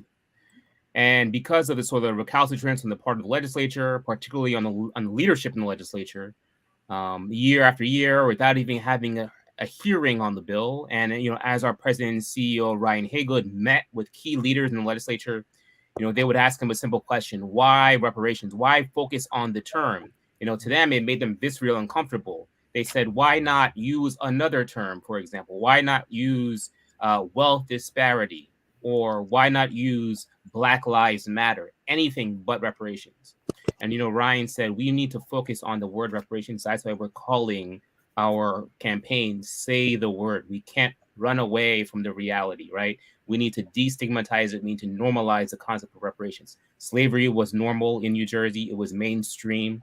And the repair needs to be mainstream and destigmatized. And so we need to focus on the word reparations. So the Institute, in a sense, decided that we could not wait on the legislature to do the right thing. So we decided to launch our own council. And with the support from the Robert Wood Johnson Foundation, we launched a council with about 55 experts and advocates here in the state of New Jersey on Juneteenth of 2023 in Perth Amboy. And the reason why we selected Perth Amboy was because that was a major site for the trafficking of enslaved people here in New Jersey. And with the water behind us on that day, we announced the New Jersey Reparations Council, which is co-chaired by Khalil Gibran Muhammad and Tasha Henderson. We've got 9 different committees, including a health equity committee, history of slavery in New Jersey, segregation in New Jersey. We've got a public safety committee. We've got a number of different areas. And now, as Kamm mentioned, the 5 injury areas that Cobra identified, we've just expanded and built upon that so that we could identify the kinds of harms that have been ongoing, not as all of you have pointed out, not just from slavery, but ongoing till today, right? Just in the last second, that it's been perpetual. It's up to the present. And the purpose of these committees is to identify the harms in these particular areas, study these harms, and then develop reparative policies to repair those harms. And we've given the committees a kind of mandate, and that mandate is, what does it take for Black people to be free here in New Jersey, right? So much of the work that has been done around racial justice work is usually what we would call harm reduction. It's always around the edges, right? But as we know, the harms of slavery are expansive. They're big. They're massive. And because the harms of slavery have been big, the repair needs to be big. So we're not engaged in harm reduction anymore. Reparations is not the work of harm reduction. We're engaged in the work of transformation, of building new kinds of systems to address these harms, right? We can't go back to doing the same thing. We need not only to end these harms, but we need to create new ways of doing things, right? And part of doing that is doing the repair. It seems like when you're talking about the term reparations, you're saying say it, right? And you also right now, you're saying that we need to embrace the term, because with the term, it's not just like another policy. So let me just humor me for a second, right? There, a lot of people have been talking about there needs to be a minimum basic income, right? People talk about fiscal redistribution. There should be minimum basic income. That was popular through progressive circles. That was popular in from the Black political convention. They talked about a minimum basic income. Martin Luther King talked about a minimum basic income, right? If someone was like a minimum basic income for everyone could be the equivalent of reparations, or even a minimum basic income with maybe something UBI plus. They talk about it for African Americans, right, or for Native Americans, right? Like if they talk about that, is that the same as reparations? Is that the same level of policy as reparations? Could it be the same thing, or does reparations have a very distinctive purpose that is different? So I think it's a wonderful question, and I think an important one. And so, as you pointed out, a lot of Black thinkers, a lot of progressive Black thinkers have raised basic income, as a kind of way to address, poverty within the Black community and other ills, right? And I think there's a resurgence, just like with reparations, around UBI and guaranteed income in this current moment.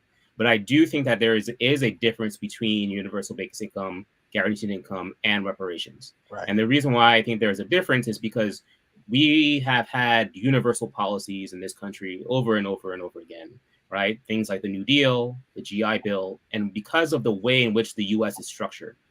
To use a phrase from the thinker Stuart Hall, the U.S. is a society structured in dominance. And so when you have universal policies, what that does is reproduce some of the inequalities that already exist, because they're being layered atop upon what segmented or layered set of inequalities, right? And what reparations does is think consciously and intentionally about centering Black people, right, in a way in which they have not been done. So Reconstruction and the Civil Rights Movement are maybe 2 blips in the history of this country where Black people have been centered as the center of policy and policy making in this country in a way that we haven't seen.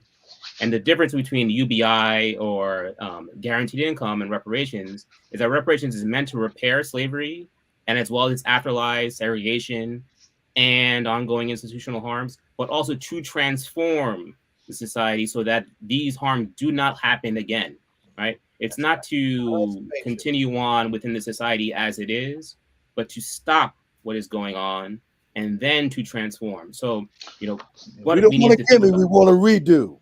Okay, so let me see if I get this right. Minimum basic income is something that is supported by Facebook founders, billionaires, And many see it as a reform to capitalism, as in capitalism is restructuring right now with AI and automation to the point where, that a lot of people aren't going to be needed, right? And so to prevent food riots, et cetera, just like other welfare programs, like during the Great Depression, right? It is something that can help, right? It's something that can be positive to give money and help people, but it helps the existing system perpetuate itself, right?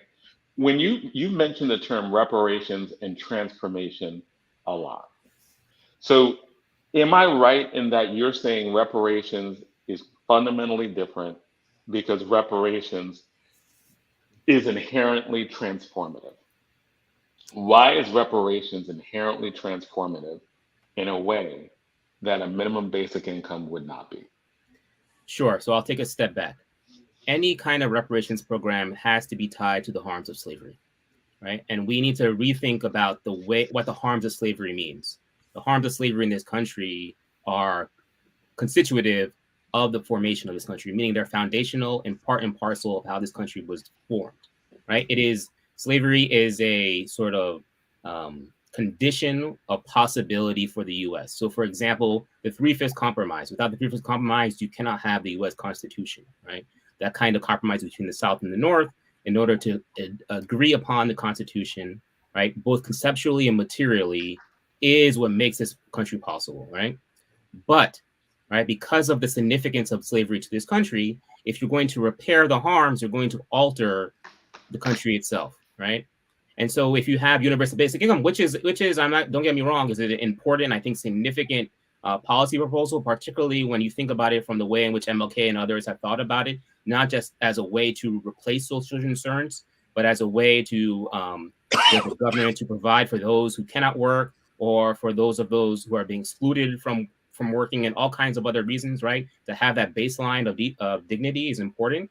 But with reparations, what we need to do is fundamentally repair the harms of slavery, right? And that means segregation, right? Which is the reconstitution of white supremacy by other means, right? And ongoing mass incarceration, right? And the new Jim Crow, right? And that would mean a fundamental transformation. And so that's a difference in terms of reparations from UBI. Now, it doesn't mean that there might not be UBI in the newly transformed, U.S., but it would be a new kind of, to use some language from other folks, a new kind of founding, right? A new way of people being in relation to their government, a new way of folks relating to one another, right? But that would be material changes from the repair that would happen, right? And also with reparations, it's intentional, right? It's race conscious. It's aware of the kinds of harms that were done through race conscious means, right? It doesn't shy away from that. And I think that's also important, right? We need to also remember that, right? The kinds of harms that were done via slavery in Jim Crow and are racialized, right? And that also needs to be a part of reparations. And so I think there is also that element as well. I'd like to just jump in a little bit on the basic income. I pushed for what I call the repair of basic income here in Chicago, and we've been pushing it nationwide. Repair of basic income can be a part of the healing process, a part of the repairing process. It's not repair in and of itself, but it can be part of the repair process. For instance, in every major city in America in 2021, there were record levels of crime in these cities, record levels all across the country. So are Black people just crazy, or Black people just ultra violent, or Black people just murderous, or what's going on? Because it's happening everywhere. We look back and saw that the majority of young Black people who are engaged in crime at these levels are 2 to 4 generations fatherless, meaning that, and there's a whole lot of data and research around negative outcomes of father absence in homes, not just talking about mother single parent families with mothers, what they can and cannot do, but having a father actually absent from the home. There's a lot of studies, thousands of studies over the years about those consequences. And so when we see these crimes elevating decade after decade, it's not so much that there's an inherent problem with Black men and young Black boys. It is that the family situation is such that these young men are left in a social environment that doesn't nurture them educationally or emotionally. And in order to engage in this economy, you have to have a certain level of education, certain level of skills, et cetera. And these communities that these young brothers and sisters are in primarily are not providing that. And so also key to that situation of fatherlessness is labor force participation. We know from studies that approximately 50% of Black males 18 to 65 are in the actual labor force. When you look at that for age difference, from 16 to 25, it's about 27%. And from 16 to 21, it's less than 10%, less than 10%, 10 to 11%. 1 out of 10 young Black men age 16 to 21 are in the actual formal labor economy. And you can't take care of a family that way. And so again, they're locked into these environments, and not so much environment, but they're locked into this dependency on making a living any way they can. And so that's where we interjected, make a long story short, we interjected a repetitive basic income program to allow these young brothers to not be dependent on the criminal economy, the informal labor economy, while they're getting skills to take advantage of the formal labor economy, whether that's vocational training skills or other skills, as well as trauma and parenting classes and all those type of things, that they can do this for a period of years, up to 2 years, so they can move and transition out of that dependency on the informal economy, which is often violent and criminal. So reparative basic incomes can be reparative if they're designed correctly. And that was a long way of saying I support basic income in the reparative process. And a basic income in a reparative process, the way you're talking about, wouldn't be a universal basic income. It would be specifically for Black people. It wouldn't like, you wouldn't be giving it to everybody. You would be saying because of, right, it could be part of a solution, but it still wouldn't be a universal basic income. It would be like, it would be specifically for Black people. And for the sake of reparative harms. Exactly. Okay. Now, Jean-Pierre, we got some things coming up. NJ Pack and Trenton. Tell us what's getting ready to happen in these next couple of weeks in terms of work. Yeah, sure, definitely. Thank you. So on June 6th, next Thursday, at 9 a.m. from 9 to 12 in Trenton at the State House, there's going to be a rally in support of the New Jersey Reparations Task Force. So if you're available, please come down to 131-137 West State Street in Trenton. That's in front of the State House, right in front of the Annex, the State House Annex, June 6th, which co-sponsored by the Institute, as well as AAPI Montclair, the People's Organization for Progress, the Montclair branch of the NAACP State Chapter, as well as League of Women Voters New Jersey. And I have to give a lot of credit to the New Jersey Faith Allies, our multi-faith, multiracial coalition, who has been the engine of getting this work done. You know, just recently, last night, the Ewing Town Council passed a resolution in support of the New Jersey Task Force legislation. That's the 21st location in the state of New Jersey that has passed legislation in support of the task force bill. So if you're available, please come out on Thursday, June 6th. And if you want to contact your legislature, go to 400yearsnj.org to let them know that you support this legislation, right? 400yearsnj.org. You'll find a toolkit there. Just put in your address here in New Jersey, and it will send a text message, a Twitter message, or a phone call to your representative to let them know you support this bill. And then on Juneteenth, Wednesday, June 19th, the New Jersey Reparations Council is holding an in-person event that will also be available to watch on our YouTube channel. All right, it will be streaming as well. It's going to be held in the New Jersey Performing Arts Center at 7 p.m.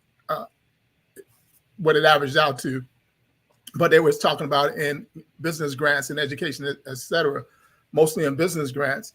But also, so the GDP would grow, the tax base would grow, it would add tremendously to the economy, job development, entrepreneurial development, a lot of political benefit from paying reparations. So there's a lot of benefit to the country as a whole by paying Black reparations. And, you know, that message needs to get out more.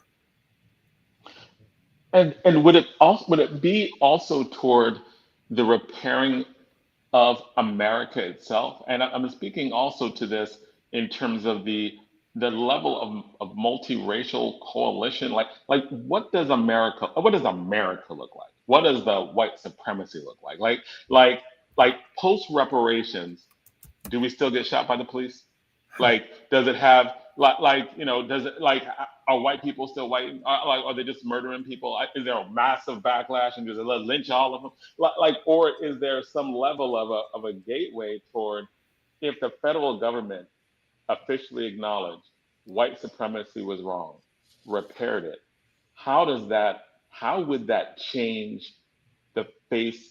How does that change what America is in terms of a place where we were talking to the person running for sheriff at the very beginning of this program, and we're like, well, Black men, we know we could all get shot, right? Anytime we get pulled over by the police, we know what it's like. So I think, Jonathan, if I may jump in, and I think with the questions you're asking are wonderful and I think incredibly important. And I do want to take a step back and I think use the framing you used at the end to address the question you used or the framing of reparations you used for the hypothetical. If reparations is done the way folks have talked about it, right, comprehensive reparations, and the way in which Black people have been organizing for reparations since its inception, since they started in this country, to answer your question, you would not have, it would be a U.S. that we could not recognize, in the sense that you would not have a policing system that would be killing Black people, right? You would not have a system that would be extracting wealth from Black people. You would not have a system where you would have Black people dying prematurely, or high rates of Black maternal mortality, right? Or infant mortality, or levels of violence in Black communities. It would be a U.S. which we would not recognize because of all those things that we associate as being normalized as part of the status quo would not happen, right? Those things that we take, not necessarily for granted by status quo, are the result of policy decisions. And that means that they could be repaired with policy decisions. And I think the relationship between the way in which you frame Kamm's orientation around Pan-Africanism, around Black liberation, but also a multiracial and multi-faith democracy are interrelated in the sense that one can lead to the other, right? A Black-led and Black-centered kind of organizing around reparations can lead to a multiracial and multi-faith democracy, right? And we don't even have to necessarily speculate about the future. We can look to the past for this, right? We can look to Reconstruction. We can look to what Du Bois calls Black Reconstruction for this, right? It is Black people's commitment to education that led to public education in this country. It's Black people's commitment to this democracy that led to the 14th Amendment and to birthright citizenship and to equal protection under the law, right? That was transformative for this country. That was foundational. And I think to use the example of UBI, right, and to use reparative UBI, I suspect that if we were to have a reparative UBI, that would lead to a universal basic income, right? That would lead to a change in the way the government relates to its citizens, right? And so I think one of the things that we need to think about is if we do have reparations, you know, and when we think about our imaginings, we talk about Afrofuturism, we can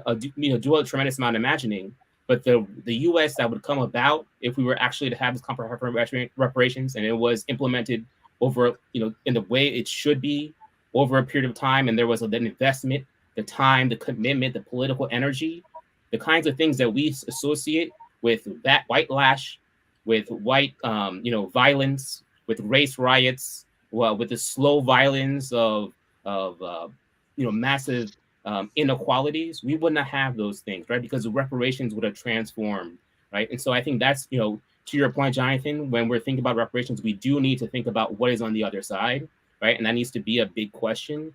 Reparations as a process that gets us there, right, is a means. And so I think having that big vision is helpful. And we do need to talk about that. What kind of, what's on the other side? What kind of world do we imagine?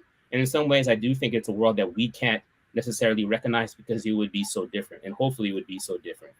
It's one that we can hope for. It's one thing that we can work towards. But hopefully it's one that we wouldn't recognize, because it would be a world where Black people would be free, but the rest of the society would also be free, right? And we've seen glimmers of that with Reconstruction, with the Civil Rights Movement, right? Think about all the other kinds of movements that were built on the Civil Rights Movement, right?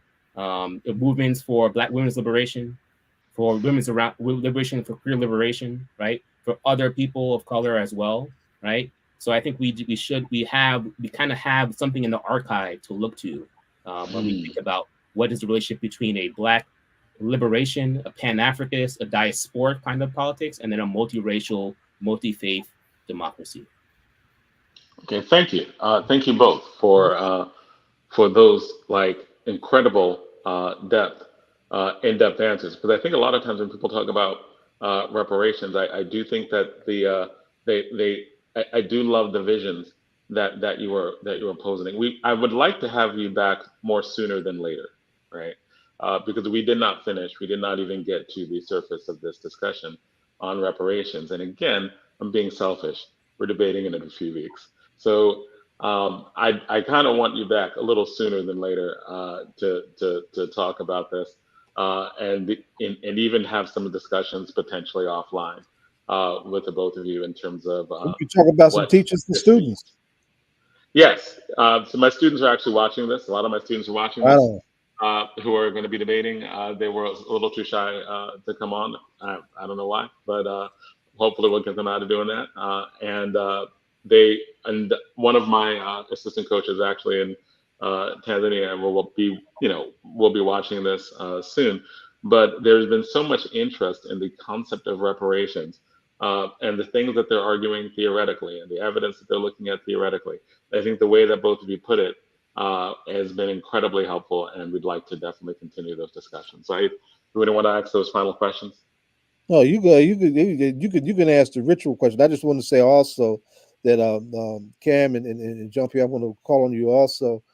I work for a national organization that has recently come out for reparations, a national multiracial organization, Equal Justice USA, that's just come out for reparations, and I would love to bring y'all into space with the young people that I work with who are trying to figure out how to engage, the multiracial touches that the organization has to elevate the conversation in their work. The organization's history is strong on the death penalty and recently in CVI work, as I do a lot of work in the community violence intervention work.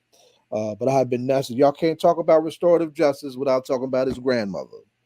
And reparations is grandmothers, and y'all need to just come on. And finally they have. So we're growing. Work is growing. The work is moving, and we need to keep it moving. Now what Jonathan was referring, Kamm, you've been on before. Jean-Pierre, you've been on before too, right?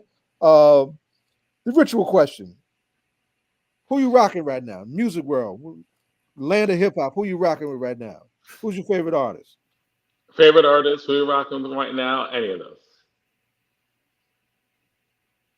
What's the question? You the elder now. I know we're trying to hold back time. You got to go first. I do a lot of retro hip hop. I'm not even playing any current music, man. My favorite of all time groups was the X Clan, and I listen to at least one X Clan song a week.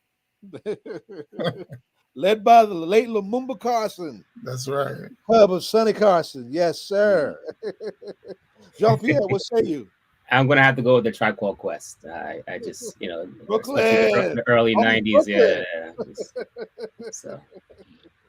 All right. Well, we definitely are going to have you back on a sooner than later thing. Thank you so much for coming out today, and we definitely have to keep in touch because this is important.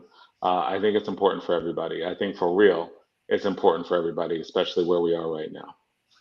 It's quite a pleasure. Thank you. Likewise. Thank you so much for having me. All right, y'all. Right on. Good evening, everyone. All right, take care. Bye. Good stuff. Absolutely. And this is what we do on the fifth Friday, right? Fifth Friday, or also known as the day after Trump got arrested day. So started off with a He little bit didn't of get Law and arrested, he Order, got right? Yeah.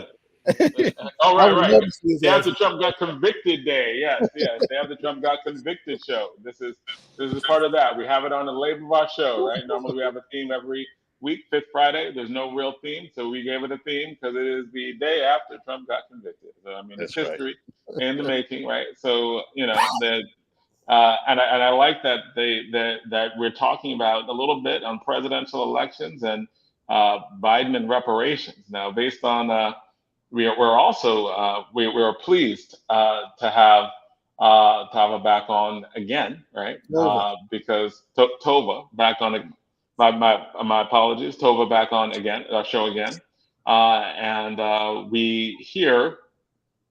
I was listening to the Macklemore, right? A few days ago, and his song about Palestine, right? And one of the lines was, nah, we ain't voting, we ain't voting for you in November, right? And so, talk to us. What's going on right now? We know that you were here a few weeks ago, talking about student movements to support a ceasefire, to support Palestinian human rights. So what is up? What's Detroit. going on now? At the conference in Detroit. Right. I just got back from Detroit, my hometown. There was a 3-day conference, the People's Conference for Palestine. It was a huge conference. It was held at what was formerly known as Togo Hall, but it's got a new name now. Anyways, so there was over 3,000 people in attendance. So it was quite a amazing event. It was uh, called by the Palestinian Youth Movement, but a lot of other organizations also were part of the convening of the conference. And it was had some very dramatic moments. There was a, a, a the featured speaker for the conference was supposed to be I'm sorry, Sana Daka, who is the wife. She's a journalist and wife of martyred political prisoner Walid Daka. And they withheld, she was coming from Palestine, and they withheld her visa at the last minute. And she was not able to be there to do the keynote Friday night. She did finally arrive on Saturday after a lot of juggernautics to get her to attend, and she arrived with her young 4-year-old daughter, who is like a miracle child, because the story of her daughter is that the Palestinian prisoners, there are thousands of Palestinian prisoners, um, uh, even before October 7th. They and they have developed a way to have children by sneaking their sperm out of prison, and they have the medical technical know-how to uh, implant that in their wives. And so this child is like a miracle child. This 4-year-old child is the daughter of the martyred political prisoner. Um, and it's just amazing. The people were so moved when they finally arrived. She walked in straight from the airport with her daughter in her arms. And then she wound up speaking the next night because they were exhausted from their ordeal and everything like that. But that was one of the high notes of the conference, the success of actually getting her there, and meeting this little 4-year-old child, this miracle child. But at the closing of the conference is when we learned about what the Zionists had done, that massacre where they bombed the tent camp in Rafah, where over 45 people were viciously murdered in fire. And there were the graphics already showing up as we're standing there trying to close the conference. We're seeing these graphics of burnt bodies and children, uh, uh, burnt to beyond recognition and everything. So, there was like joy and pain, I guess is what I'm trying to say at that conference. But it was an important conference. There was a lot of discussion about the future of Palestine and organizing and methods to build the movement, and everybody generally was very upbeat in terms of the Palestinian liberation and ending the occupation. But it had its certainly it ended on a down note with that word of that bombing. Mhm. Today it was announced that, like, Biden has said the time for the war is over. It should end. He promoting a ceasefire. I think that it was something that uh, Israel suggested.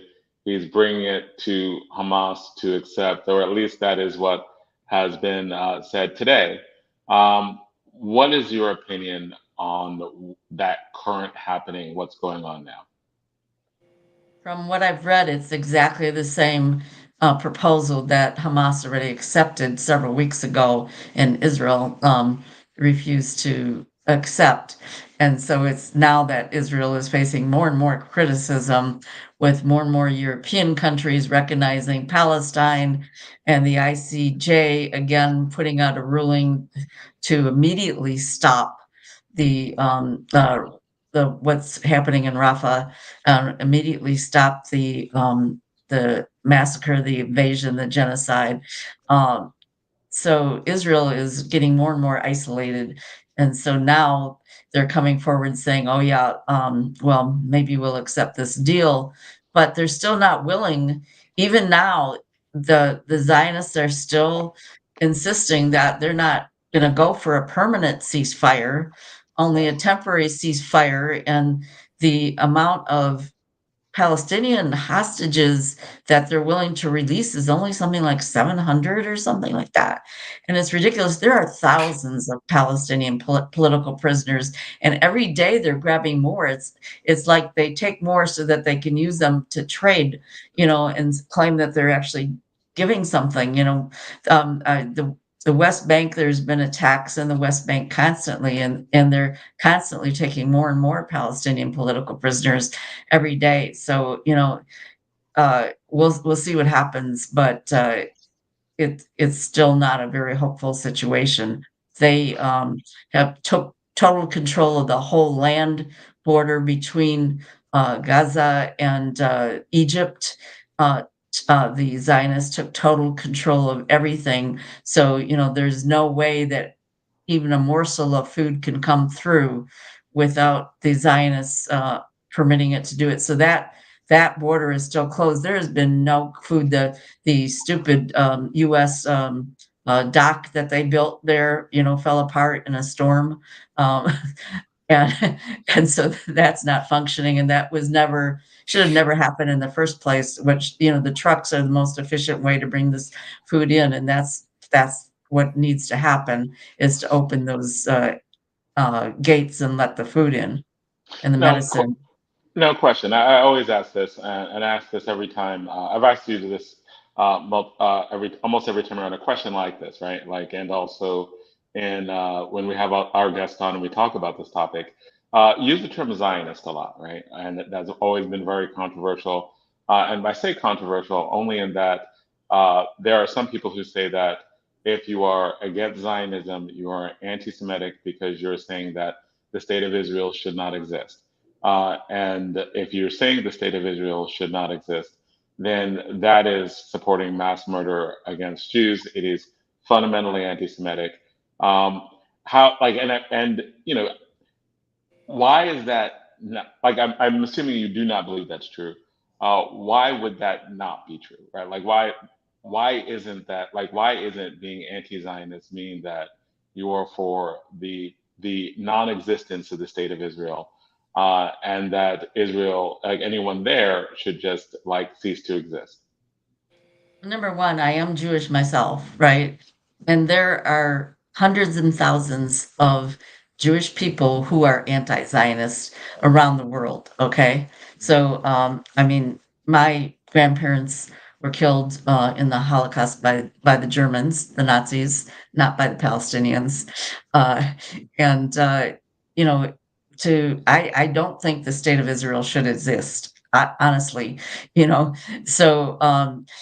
That's not saying that the people interpret that to mean that what happens to the Jews. Well, most of the Jews that live in Israel right now didn't are immigrated there from Europe or from the U.S. There are so many, when they say that there's American hostages right now in Gaza that the Hamas is holding, some of those folks signed up for the fight in what we call the IOF, the Israeli Occupation Forces or the Israeli Offensive Forces, not they call it the IDF, the Israeli Defensive Forces. So here you have people that are citizens of the U.S. signing up not to fight in the U.S. Army, and that's a whole separate question, but they're signing up to fight in the Israeli army. And then they get taken hostage, and they're called U.S. hostages. But Shireen Abu Akleh, who was an American citizen, she was a dual citizen journalist. The U.S. didn't fight for her, and when she was murdered by the Zionists, yes. So, the whole term Zionism is talking about a political system. It's the political system of apartheid and ethnic cleansing and colonialism. It's in Israel, in this so-called, we call it the Israeli entity. We don't even want to recognize it as a state because it is as far as we're concerned, it's an illegal state that has occupied the state of Palestine. Tova, now, what are some of the actions that have folks committed to coming out of the conference? There's a march on the White House coming up, and then some other things. Let's lift up the actual points of action that are coming out of the conference. Right. So on June the 8th, there's going to be a national march on the White House specifically, and we're asking people to come there wearing red because Biden keeps moving his red line. So we're going to be his red line. We're going to circle the White House, and we're going to be his red line. So we're asking people. There are buses being chartered in all over New York City and New Jersey and around the country already to come to go to Washington on the 8th. But we're tired of Biden talking about this red line that he never, that it keeps changing. Everything that Netanyahu and his Zionist government does keeps, they keep pushing and pushing, and Biden keeps saying, "Oh, well, that's not crossing my red line. That's not crossing my red line." So, so that's one big thing that's coming right up, and that was just announced at the conference in Detroit. So that's something that is being very quickly organized because of this situation there. Another thing that's happening is the Palestinian Youth Movement declared a new campaign where a lot of people have been trying to find the weapons manufacturers in the U.S. and having demonstrations and actions trying to shut down individual weapons manufacturers in the U.S. to stop the flow of weapons to Israel. But they've done some research and discovered that there's one very giant logistics company called Maersk. It's a Danish company, and they do shipping and trucking and all kinds of logistics. They're a huge international company, and 14% of their business is shipping arms and weapons to Israel.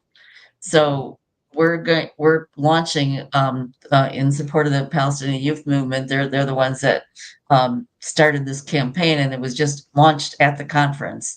A huge campaign against Maersk to try to shut down the shipment of arms instead of going after one company at a time, to go after the actual movement of the arms from the U.S. So that's another thing that's happening right now. And I want to announce also, it just happened about a half an hour or so. That's why my friend that was going to join us tonight didn't make it. He's at Columbia. They retook they set up a new encampment just this evening at Columbia University. So a number of there's new tents up, and they just established a new encampment there. So that's what's happening also right now in Columbia. By the way, if you may recall, was the Kickstarter of the whole student movement of encampments internationally. I mean, it first started at Columbia. They were the first camp, and they after their encampment started, it got very popularized quickly, and there were encampments all over New York City, but all over the state, all over the U.S., and internationally. There's student encampments all over Europe, in a lot of places, and so and they got shut down because of the NYPD and the administration of the university. Ordered or invited the NYPD to come and shut them down. And then recently, I don't know if you saw it, but there was a Washington Post expose that Eric Adams was actually being paid by a number of billionaires. He was getting money to crack down on the pro-Palestine movement in New York Oh, wow. City. Yeah, it was an expose in the Washington Post. And so yeah, so I mean, we know what Eric Adams' politics were about Palestine anyway, but the fact that he was actually taking money from a number of billionaires And that's the to scandal. So, and why is that not the scandal? There was some exactly. talk about some campaign money he took on the side from some Turkish folks that's being investigated, but why is that not the scandal? Right? Absolutely. That's the scandal. In a real democracy where people are genuinely accountable, you get locked up for something like that. Right? So yeah, it definitely needs to be, the whistle definitely needs to be blown on that like crazy. Now, we're winding down on the segment. We got another guest coming on, Tova. I'm glad you made it through. I was also trying to get a young student from Rutgers Newark, because they still have their encampment. I ran into them today.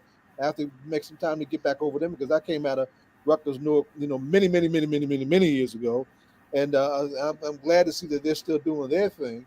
And there's so much to talk about, because the other side of this is that folks are looking at the folks that don't want to see the protests. Or graduation is over and maybe the students will go away for the summer. We can be back to normal. The liberal bullshit, right? But folks ain't going away. Right? If the genocide ain't going away, the hell raising against the genocide ain't going away. So I'm just glad you made that move, went back to your hometown. Detroit has got an incredible radical legacy, right? I have my own fascination and love affair with the Detroit's radical legacy. I finally got the chance to visit it within the last couple of years, and that was the natural setting to have that national conversation. And I'm glad you represented it the way you always have been. And so we appreciate you doing that and then bringing that back to our space. Can I interject one quick thing here? How you doing, Tova? Good. And that is just that. And that was just that. When we think about this, the scope of wars that the U.S. is engaged in all of the direct and indirect ways, I think we got to go back to Malcolm, because Malcolm always said that ending war is not just the stopping of bombs; it's the talk of war, the preparation for war, the subtle inside campaigning for war, and then even the preparing for the repair after war. So they're setting up on all sides of this, because they're already talking about who's going to get the contract to rebuild Ukraine, who's going to get the contract to rebuild Palestine. This is a money making thing, and we've got to approach it from a holistic idea about that. Some folks are here just about getting money, and they're creating the conditions to get more money. And you add that into the life tolls of all the people, then you have another whole kind of discussion, I think. Damn right. Great way to wrap this conversation up, sir. Yes, Yeah. sir. Yes, sir. You Yeah, want to this add? is the conversation you can always definitely go more in depth on, because I still have tons of questions. But the last question is, who's your favorite hip hop artist, individual, group? Who you're rocking with now? Who's inspiring you this week? Well, I don't know about this week, but for a long time, Boots Riley and the Coup. Yeah, he's actually a friend of mine. I worked with him when I was in Oakland, and he did a lot of free concerts for us at rallies and protests and stuff. In addition to being able to see his concerts there. But yeah, so It's my high Alan school Gordon is classmate. from Oakland. That's I'm my high sorry, you school. said what? That's my high school classmate and one of my neighbors. Not all. cool. I was gonna say, like our next guest, Alan Gordon, his roots run deep in Oakland. Wonderful. All right, and Dr. Khalfani. Well, I'll take two of them. Dead Prez and the young buck I'll take is Kendrick Lamar. Okay, fair. All right. Well, thank you so Peace, much. y'all. I gotta run. All right, thank you so much, and we'll definitely be having both of you back on again soon. Very much appreciated. Great. Thank you. All right, take care. All right, y'all. Greetings, so- everybody. Greetings. How you doing today? Hey, man. Good time with you this time, Alan. All right, so just in case a lot of people may not know, Alan Gordon, incredible writer, actually in the history of hip hop, right? I think that in terms of what he did wrote for Vibe Source, but was editor at Rap Pages and XXL, West Coast writer, amidst the 90s when some of the most controversial and tough periods in hip hop, right? Like in hip hop overall in its history.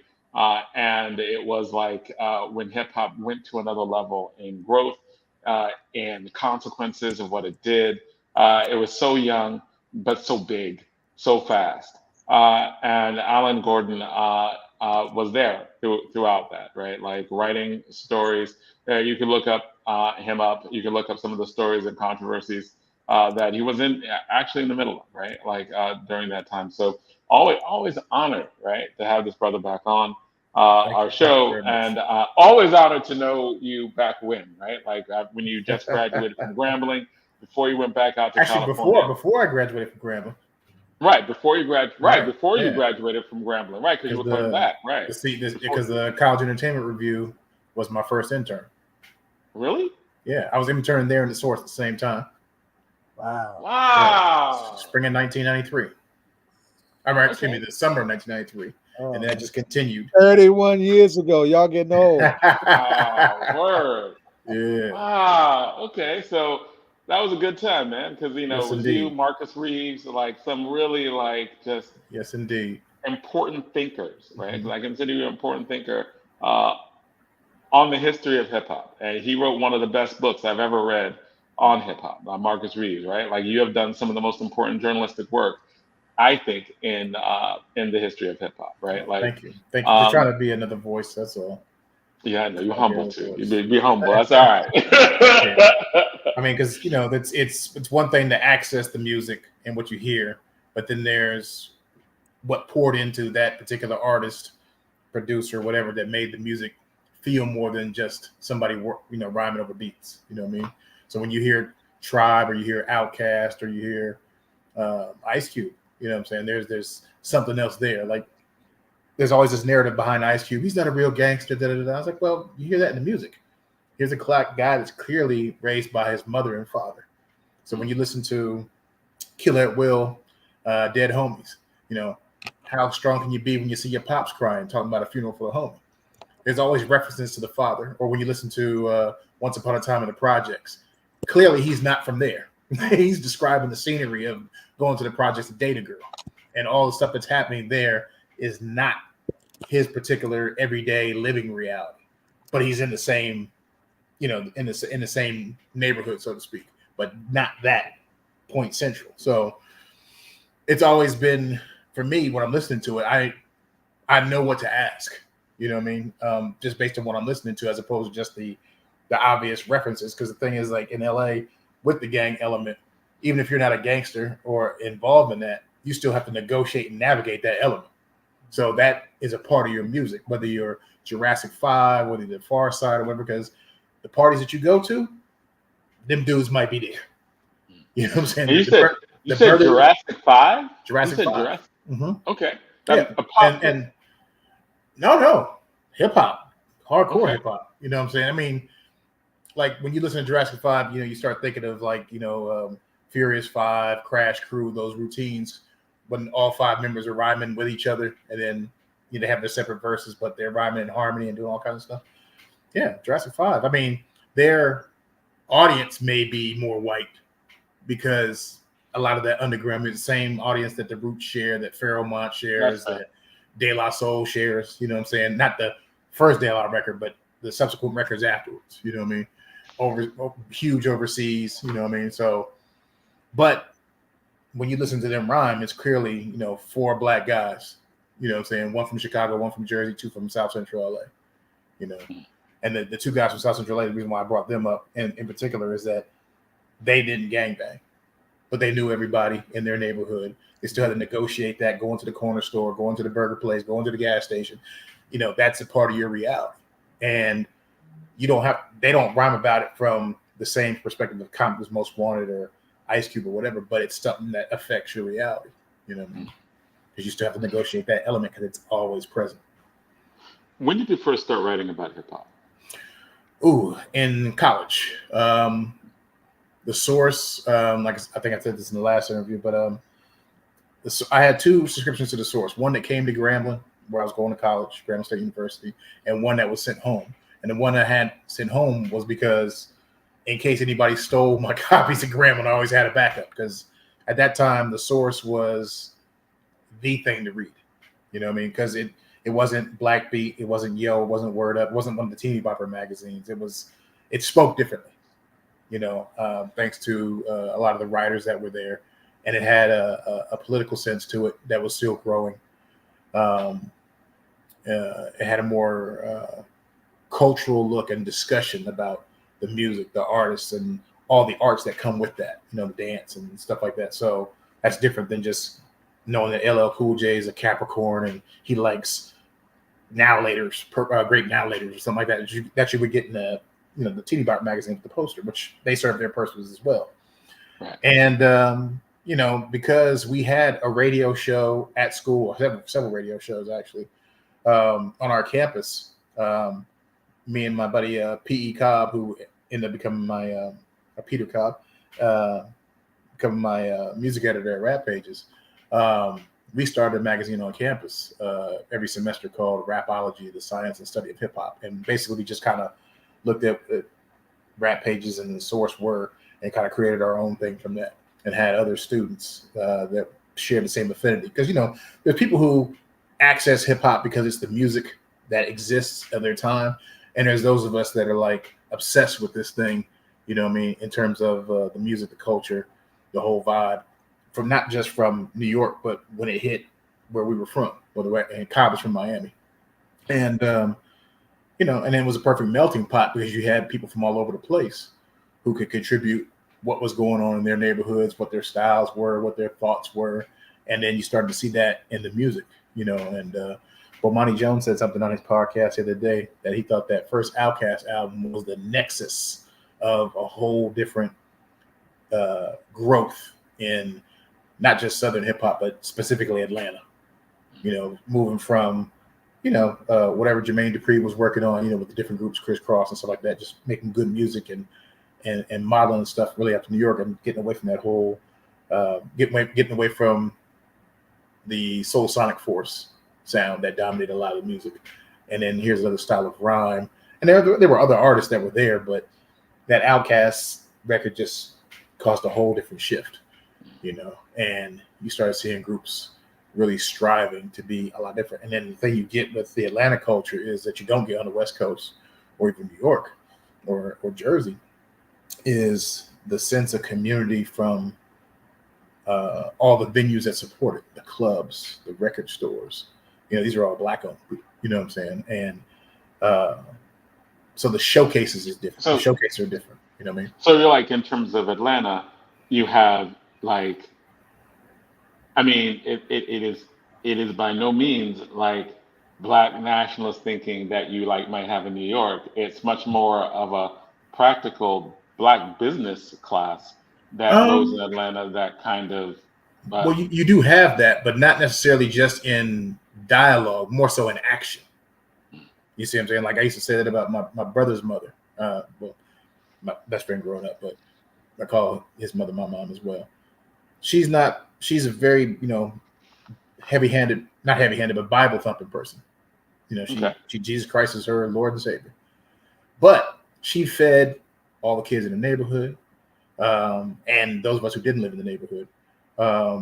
She always gave us a ride home. We didn't have one, or give us bus money if she couldn't take us home. Exactly. Called her, you know what I'm saying? Everything that you expect that comes with the rhetoric of being pro-Black. This woman was, you know what I'm saying, without actually having the dialogue or knowing the history of Malcolm X or the Black Panther movement. She just was that person. So, it's just like the woman that would feed you in the Black Panther breakfast line. But she wasn't a Black Panther. She was just there cooking because she knew how. She loved people, her people, you know what I mean, that much that she would just go through the actions and make sure you had things and make sure you were okay. Community mother as credible messenger. Yes, sir. Yes, sir. And that's not just Atlanta. That's also Memphis. It's New Orleans to a degree, really in Houston. And those are the things that, like, when you start looking at where like Southern hip hop from certain areas are now, it's because of that, which we don't have on the West Coast. You know what I mean? And which exist in pockets in New York. You know what I mean? But and again, you have the educational ground zero as far as the Black colleges in the South. So a lot of that stuff plays into, why their music is the way it is, you know what I'm saying, in terms of thought, in terms of movement, and why it's stuck. And like, so, you can go to Houston and UGK is as big as KRS-One is in the Bronx, even though they didn't sell nearly the records that BDP had sold over a period of time, you know what I mean? But that's where that influence is. And then, part of the responsibility of us as editors was also to, shine that light there with our pens. You know what I'm saying? Hey, this is what's going on in this area, and this is why this thing is this strong here. You know what I'm saying? So you can still play, Wu-Tang and Tribe Called Quest and De La and Gangstar, but this thing is number one down here. And it was that's because you are actually covering culture, and you're saying that the way that it actually is culture is that the clubs support it, right? The places where people are. The clubs, some radio, and then for those that don't get on the radio and don't get played in the clubs like that, either because the music may be a little bit more extra violent, or it's a little too underground, it doesn't make people dance. You know what I mean?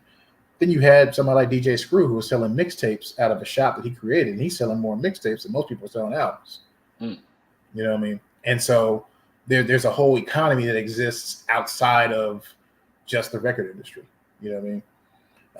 And that's where a lot of the underground guys are. But the fact that you had clubs that support those guys. So Houston had, for example, just say the Screwed Up Click, or the guys that were with Michael Watts. I can't think of the name of the crew right now, but one's north side of Houston, one's south side. And there's a whole ecosystem that exists amongst them that they didn't really have to step outside of, state limits to have successful careers. You know what I mean? Then that started to bleed over into, the Baton Rouge area, then New Orleans, and northern Louisiana, and Shreveport, then Upper Texas, and then, Alabama and Atlanta, and it reaches California. And then, once the numbers get too big to ignore, then you have a Universal or a Sony or somebody come around and say, hey, we want Slim Thug, or we want Paul Wall, we want Chameleonaire, we want Little Kiki.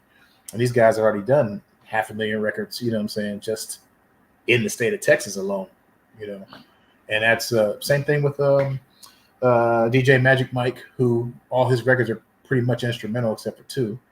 Out of Orlando, this man's got like 9 gold records, but you know, it's nothing that you would put on camera or hasn't been put on camera or video shows or whatever. But you read about it in Source, you read about it in rap pages, occasionally maybe Vibe.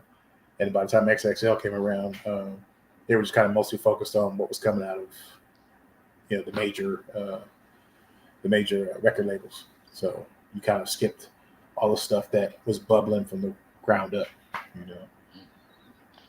How does that? But when you were, is this something that is actually continuing, or because of technology has it shifted? Like what is? Because is of it tech. just? Oh, I'm sorry. Go ahead. I'm sorry. I didn't cut you off. I'm sorry. No. But like, what is it the?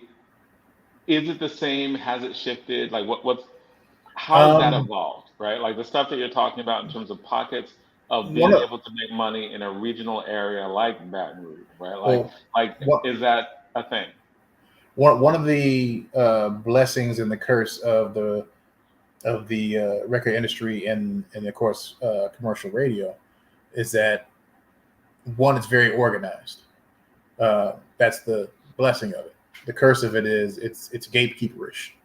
You know what I'm saying? So it served its own interests, and if you are not of their interest, then you know they don't have anything to do with you, which leaves a whole bunch of people out on the outside. But the internet has freed that up a lot to where artists can sell their own merch. For those who have the wherewithal to understand that selling a $30 T-shirt is more financially viable in this space than selling a $10 or $15 CD.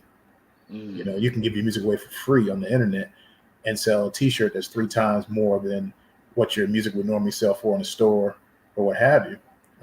When people were still going to record stores and buying tapes and CDs or whatever. And that's it. You see, I have my Paris hat on. You know what I'm saying? Still one of my favorite rappers of all time. And actually, it's a friend of mine, but I bought this hat. You know what I'm saying? Because it was like, you know, no, I don't want it for free. I want to add on to, you know, what you're doing. So I bought the hat, the tour jacket, you know, of course, the record when it came out.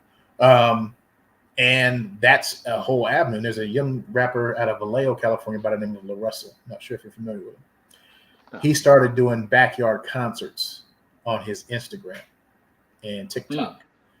And that thing has grown to 2 million subscribers. He's on tour with T-Pain right now. They just left Dallas a couple of days ago. I think they're in Houston today. Really good rapper. It's almost like if you combined Heavy D and say Spice One and turn them into one rapper. So he's got the lyrical skill, but he's got that energy too that Heavy D had.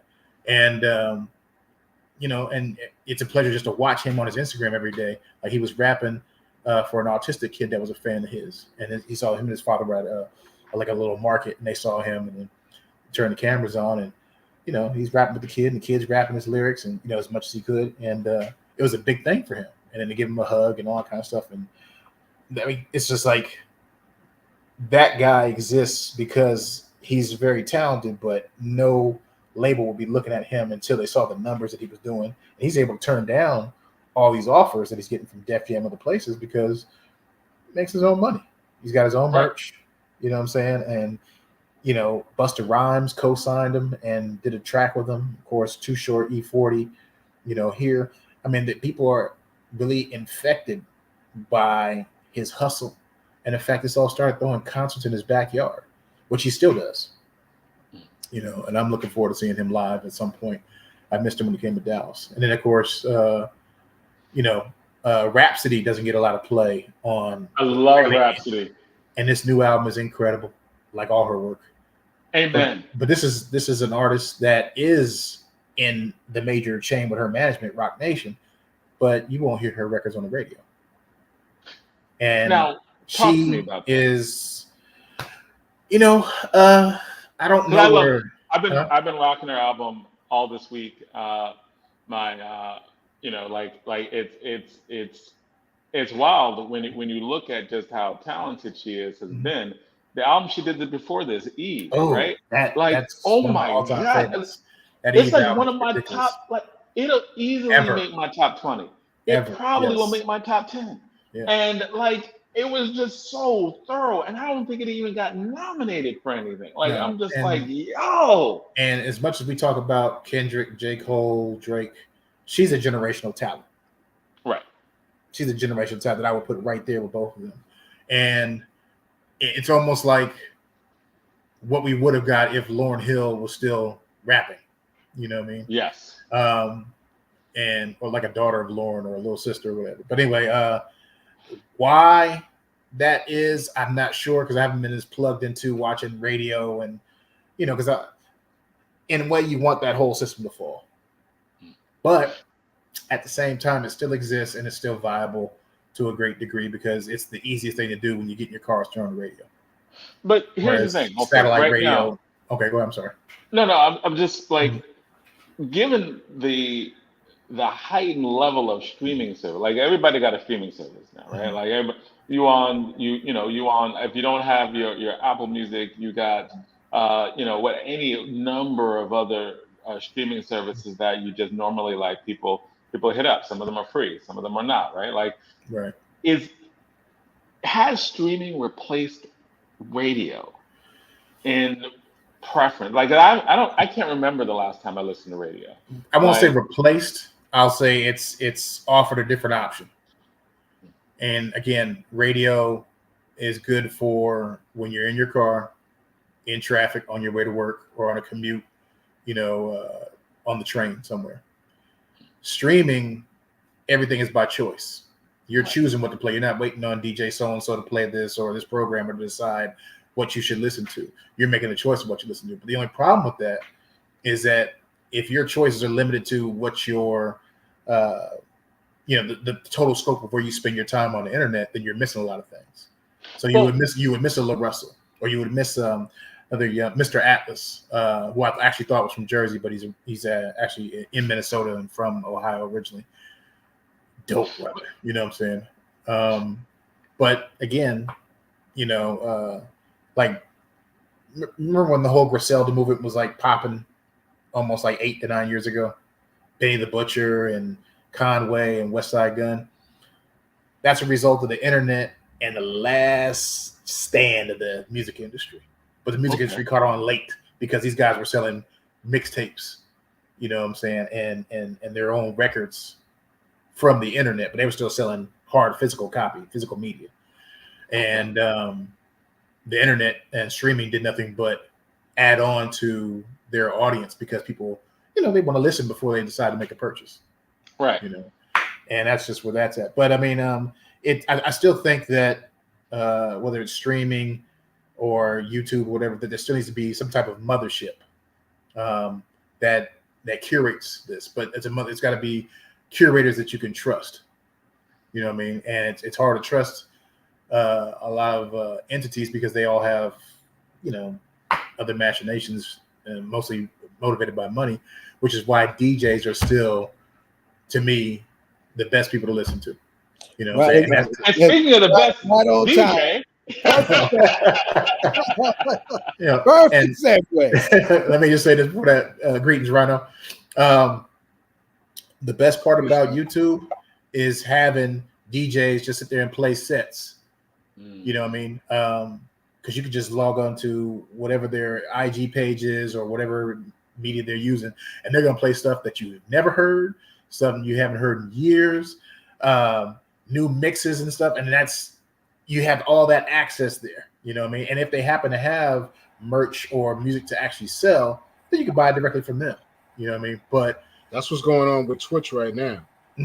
Twitch is turned into it started off as a place for gamers, but now it's become a place for all of these DJs now, and it's become almost like a new place to get your to hear music instead of always hearing the same stuff on regular radio. And even XM sometimes they kind of follow the same format as they'll have like a list of songs that they'll play for this month, and then they'll do a list of songs for this month, But when you want a variety, you want to hear some stuff from like some deep crates, some deep cuts, you know what I'm saying?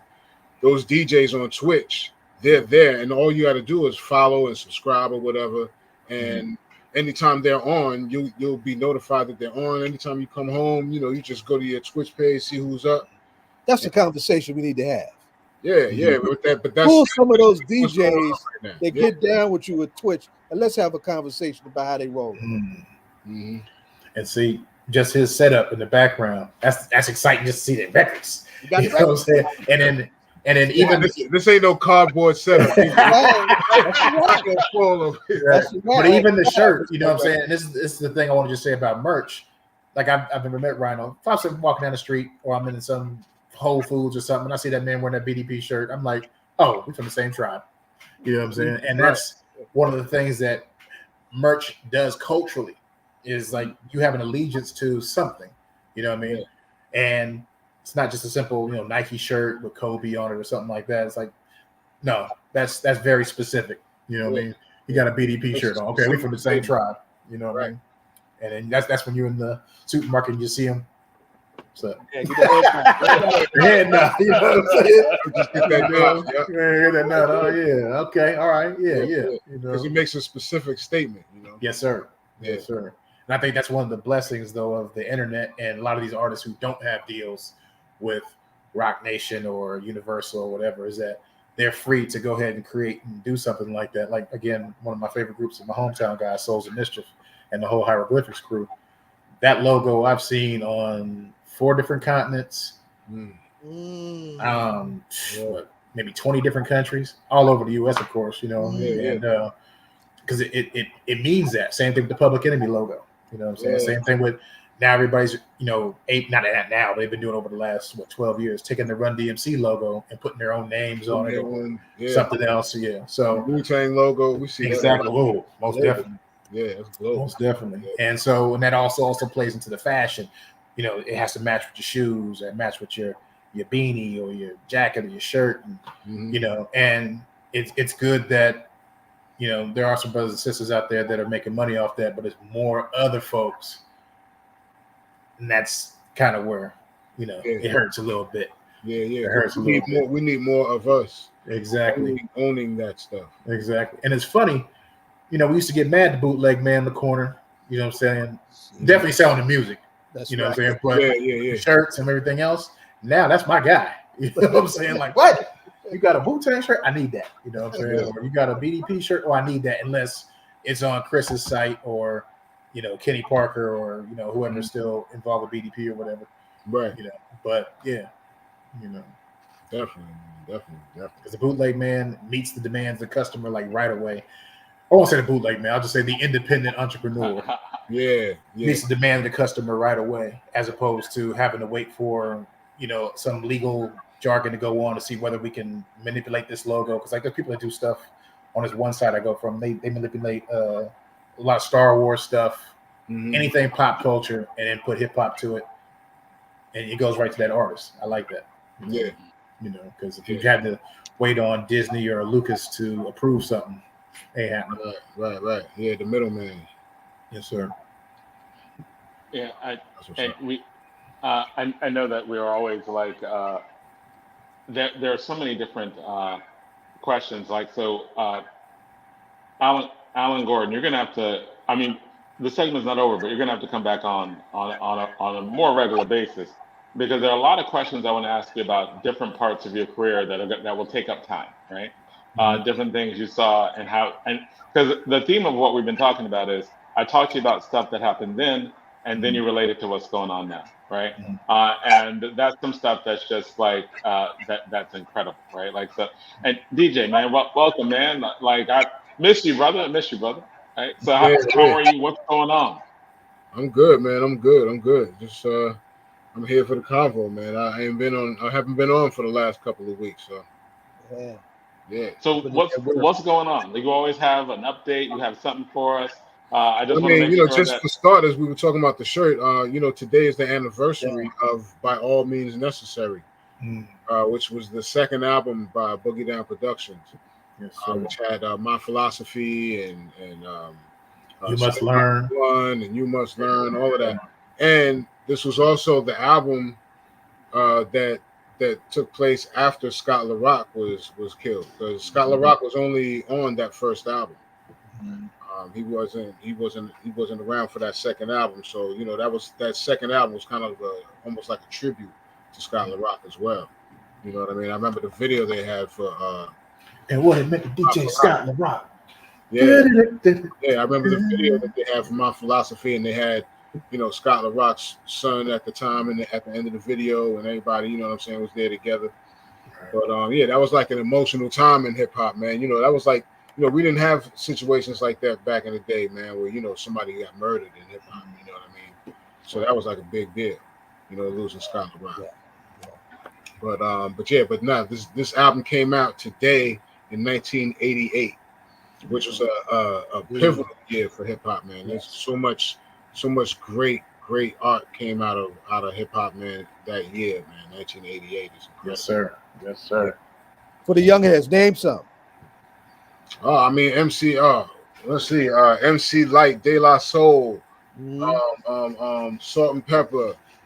Everybody was out at that time. Public Enemy came out at that time. There was JB's second album.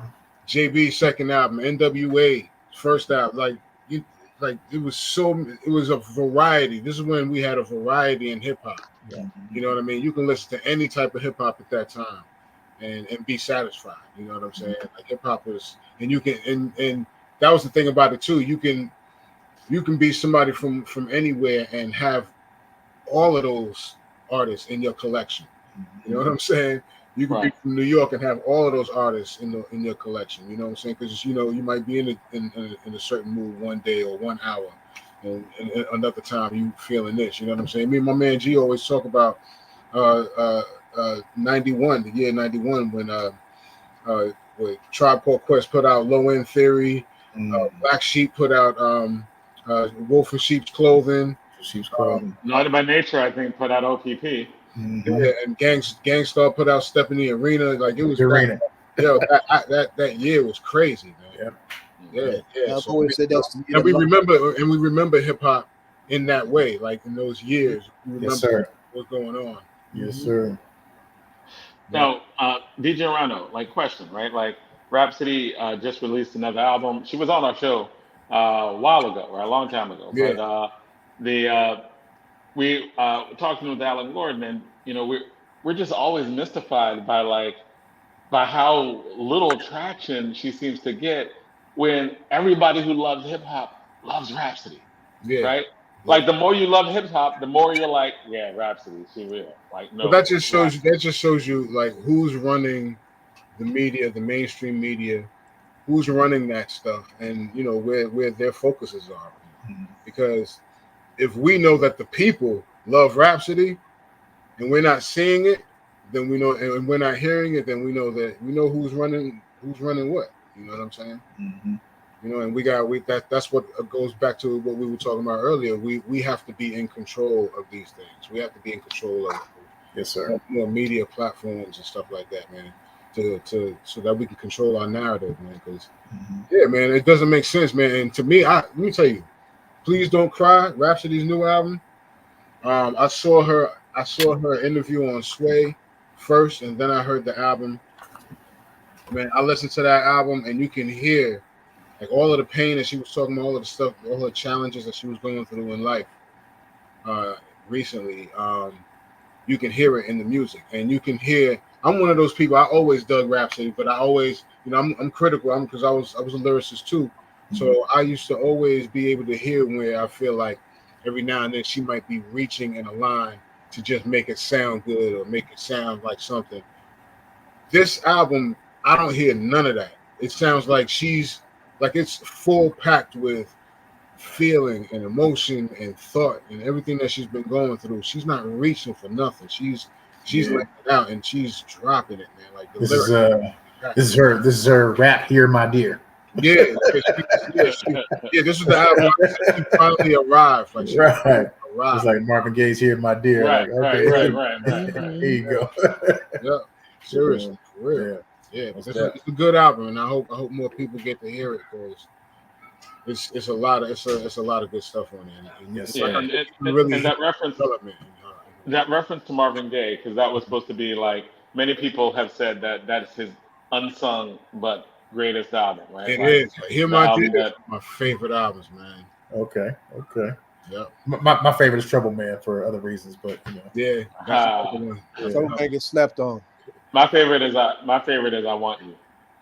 Man, one. like there's that You know, just a right. quick Like I love segue. what's going on. Everybody loves what's going on. What's going on is cool. Just a quick segue when you say that between 71 and 80, Marvin Gaye, Stevie Wonder, and Barry White, there was something going on in the water for them to produce. Each record got better. Not, I won't say better. It's just a different animal. It's almost how you look at Tribe. Yes. Yeah. That 10-year run is just like unprecedented. It's like, wow. And the Yeah. creativity from each album. These were coming out year after year, except for maybe I think Marvin and Stevie both took like 3 years to produce. For Stevie, it was Songs in the Key of Life. Right. And then for Marvin, it was no, there wasn't much of a break, man. Like No. Songs in the Key of Life. He took a break kind of after Songs in the Key of Life. No, I'm talking about the making of it. Okay. He didn't make it in a year. He took 2 years to make that record. So he was dropping other records And while he was making that record. remember, Barry didn't want to put that record out. Barry thought it was trash. Mm. You know what I mean? And 2 million records later, Barry was like, "Oh, it's the best album he's ever produced." You know what I mean?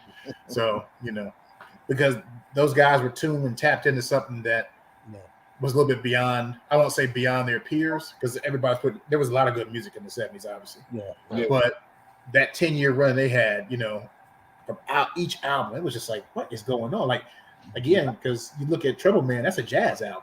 Yeah. And he was already making that before they came and asked him to do the soundtrack. Right. That was just going to be another Marvin Gaye album. Oh, really? I didn't know that. Yeah. Wait, that was before this? I mean, that became a soundtrack after? That became a soundtrack, But he was already working on the music because he was putting out a jazz record.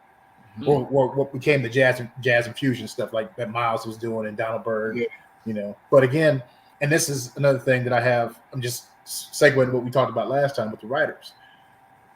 We are of that age, what I'm saying, where we might be all caught up just in the hip hop, but there's that underbelly of the music that came before that you have to inform yourself about. So, you can't just sit there and just interview Q-Tip and Redman and Too Short all the time. You have to talk to Barry White. You got to talk to Curtis Mayfield. You have to talk to, if Aretha Franklin would talk to you, the session musicians, you know what I'm saying? Because everything that they went through is what these artists were going to go through as we were living it. You know what I mean? But, and so anytime that I had an opportunity to interview them or just talk to them, I would do it, even if we weren't printing it in the magazine, because I just had to know, and it's the same thing with like when DJs introduce you to a new song by someone that you've never heard, whether they sampled it or just playing it at a party or even now on their podcast. Who is that? I need to know him, his band, and everything about him. You know what I mean? And that's the beautiful thing about this. Again, I think that's why like there's a handful of DJs that I'm familiar with. You know what I'm saying? That are great curators. You know what I mean?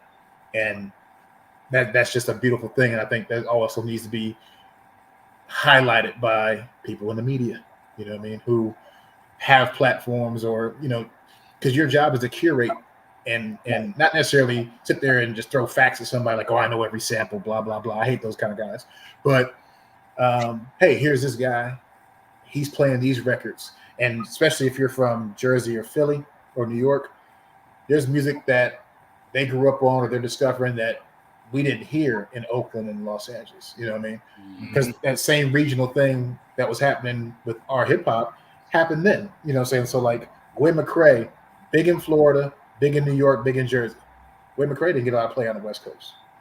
Right. You know what I mean? Like Santana doesn't get a lot of play in Florida. You know what I'm saying? It's Wow. like and so you had those things happening with radio, and like so that whole because for most of the country, like disco is Alicia Bridges, Chic, everything that came up through the major labels. But then there's that whole New York, Philly, Jersey underground disco. You like, ooh, what is this?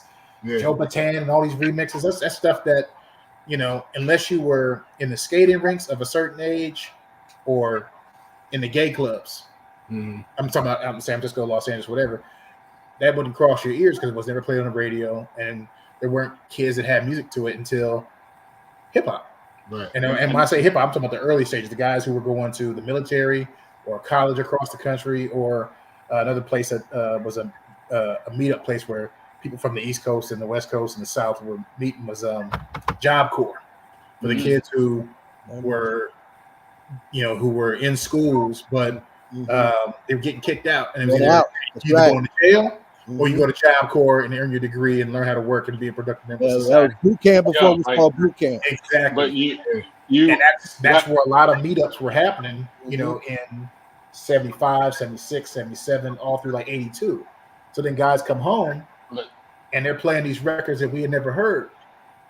That's how. Alan, yes, sir. I'm sorry. This is why we're gonna have to have you back on, man. Like on a more regular basis, because you drop stuff. Like what I'm saying is that you as music editor, right, is because you like a music writer.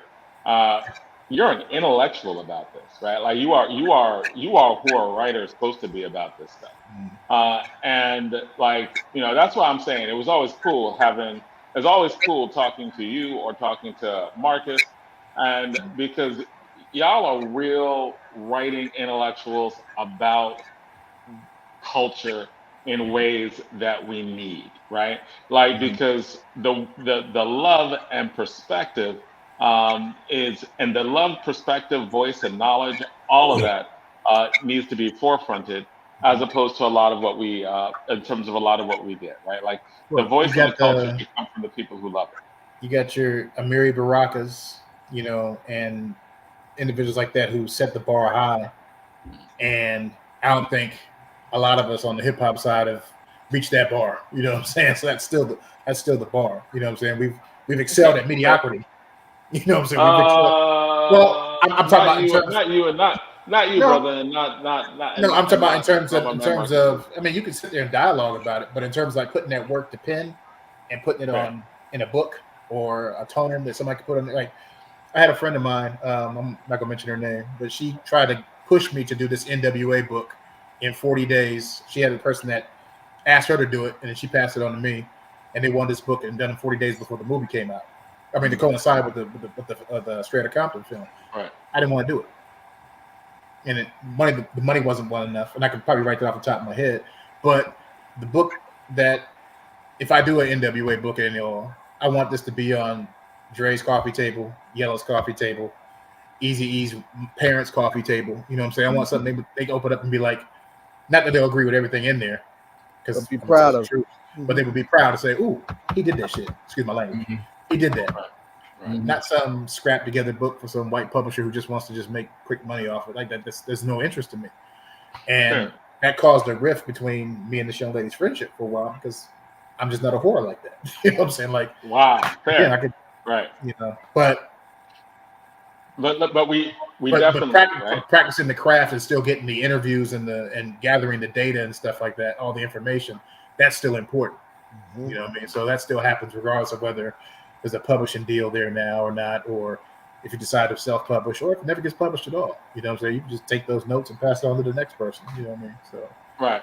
But I'm sorry. But we're about 5 minutes over time. Oh, I'm sorry. The show. No, it was good. Right. That's what I'm saying. We got to get you back, right? Because like the levels which you know and love is awesome. So we definitely have to do that. I appreciate I see it. I popped back on. Ed, you've got some little final words, or what's up? I was trying to get Ed back in the conversation because Alan was dropping it, Absolutely. That's what I'm saying. We need more time with you. Like we need more time with you on, right? Because you just start talking. I'll do the best I can. Like I said, when you and Rhino are on together, oh man, that's excellent, man. I just want to step back. We just need to get off and just jump on, just to maybe ask a question or so, and just let the two of you dialogue it out, right? I mean, that's some good stuff. I like that. That'd be dope.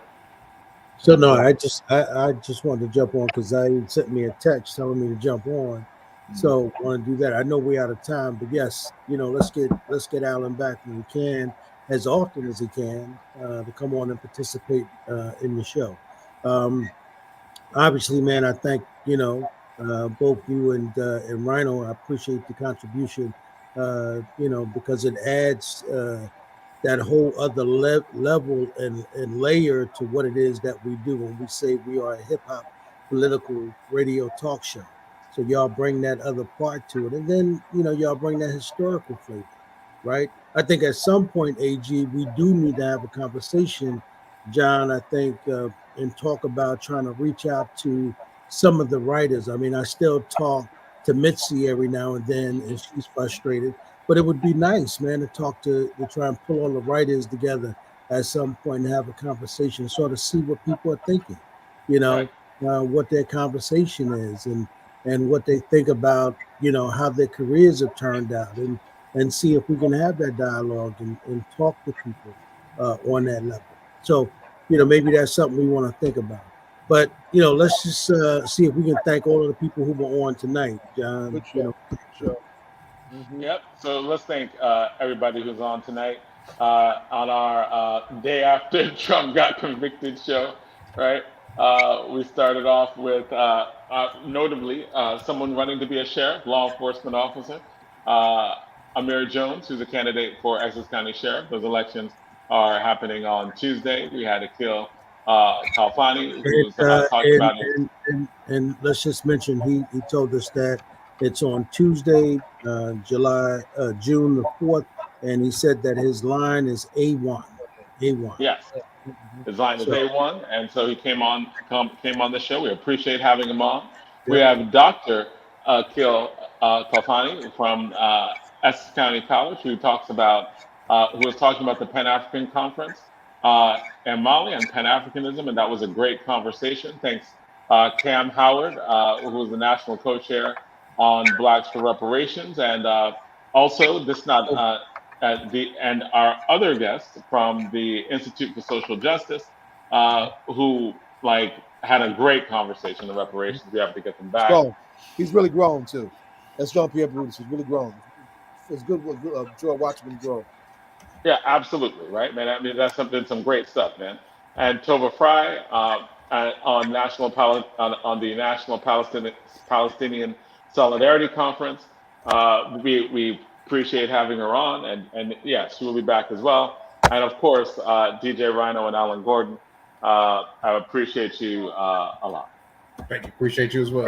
And I think, John, as we end the show, I think you might have been one of AG's early editors, man, when he was in college.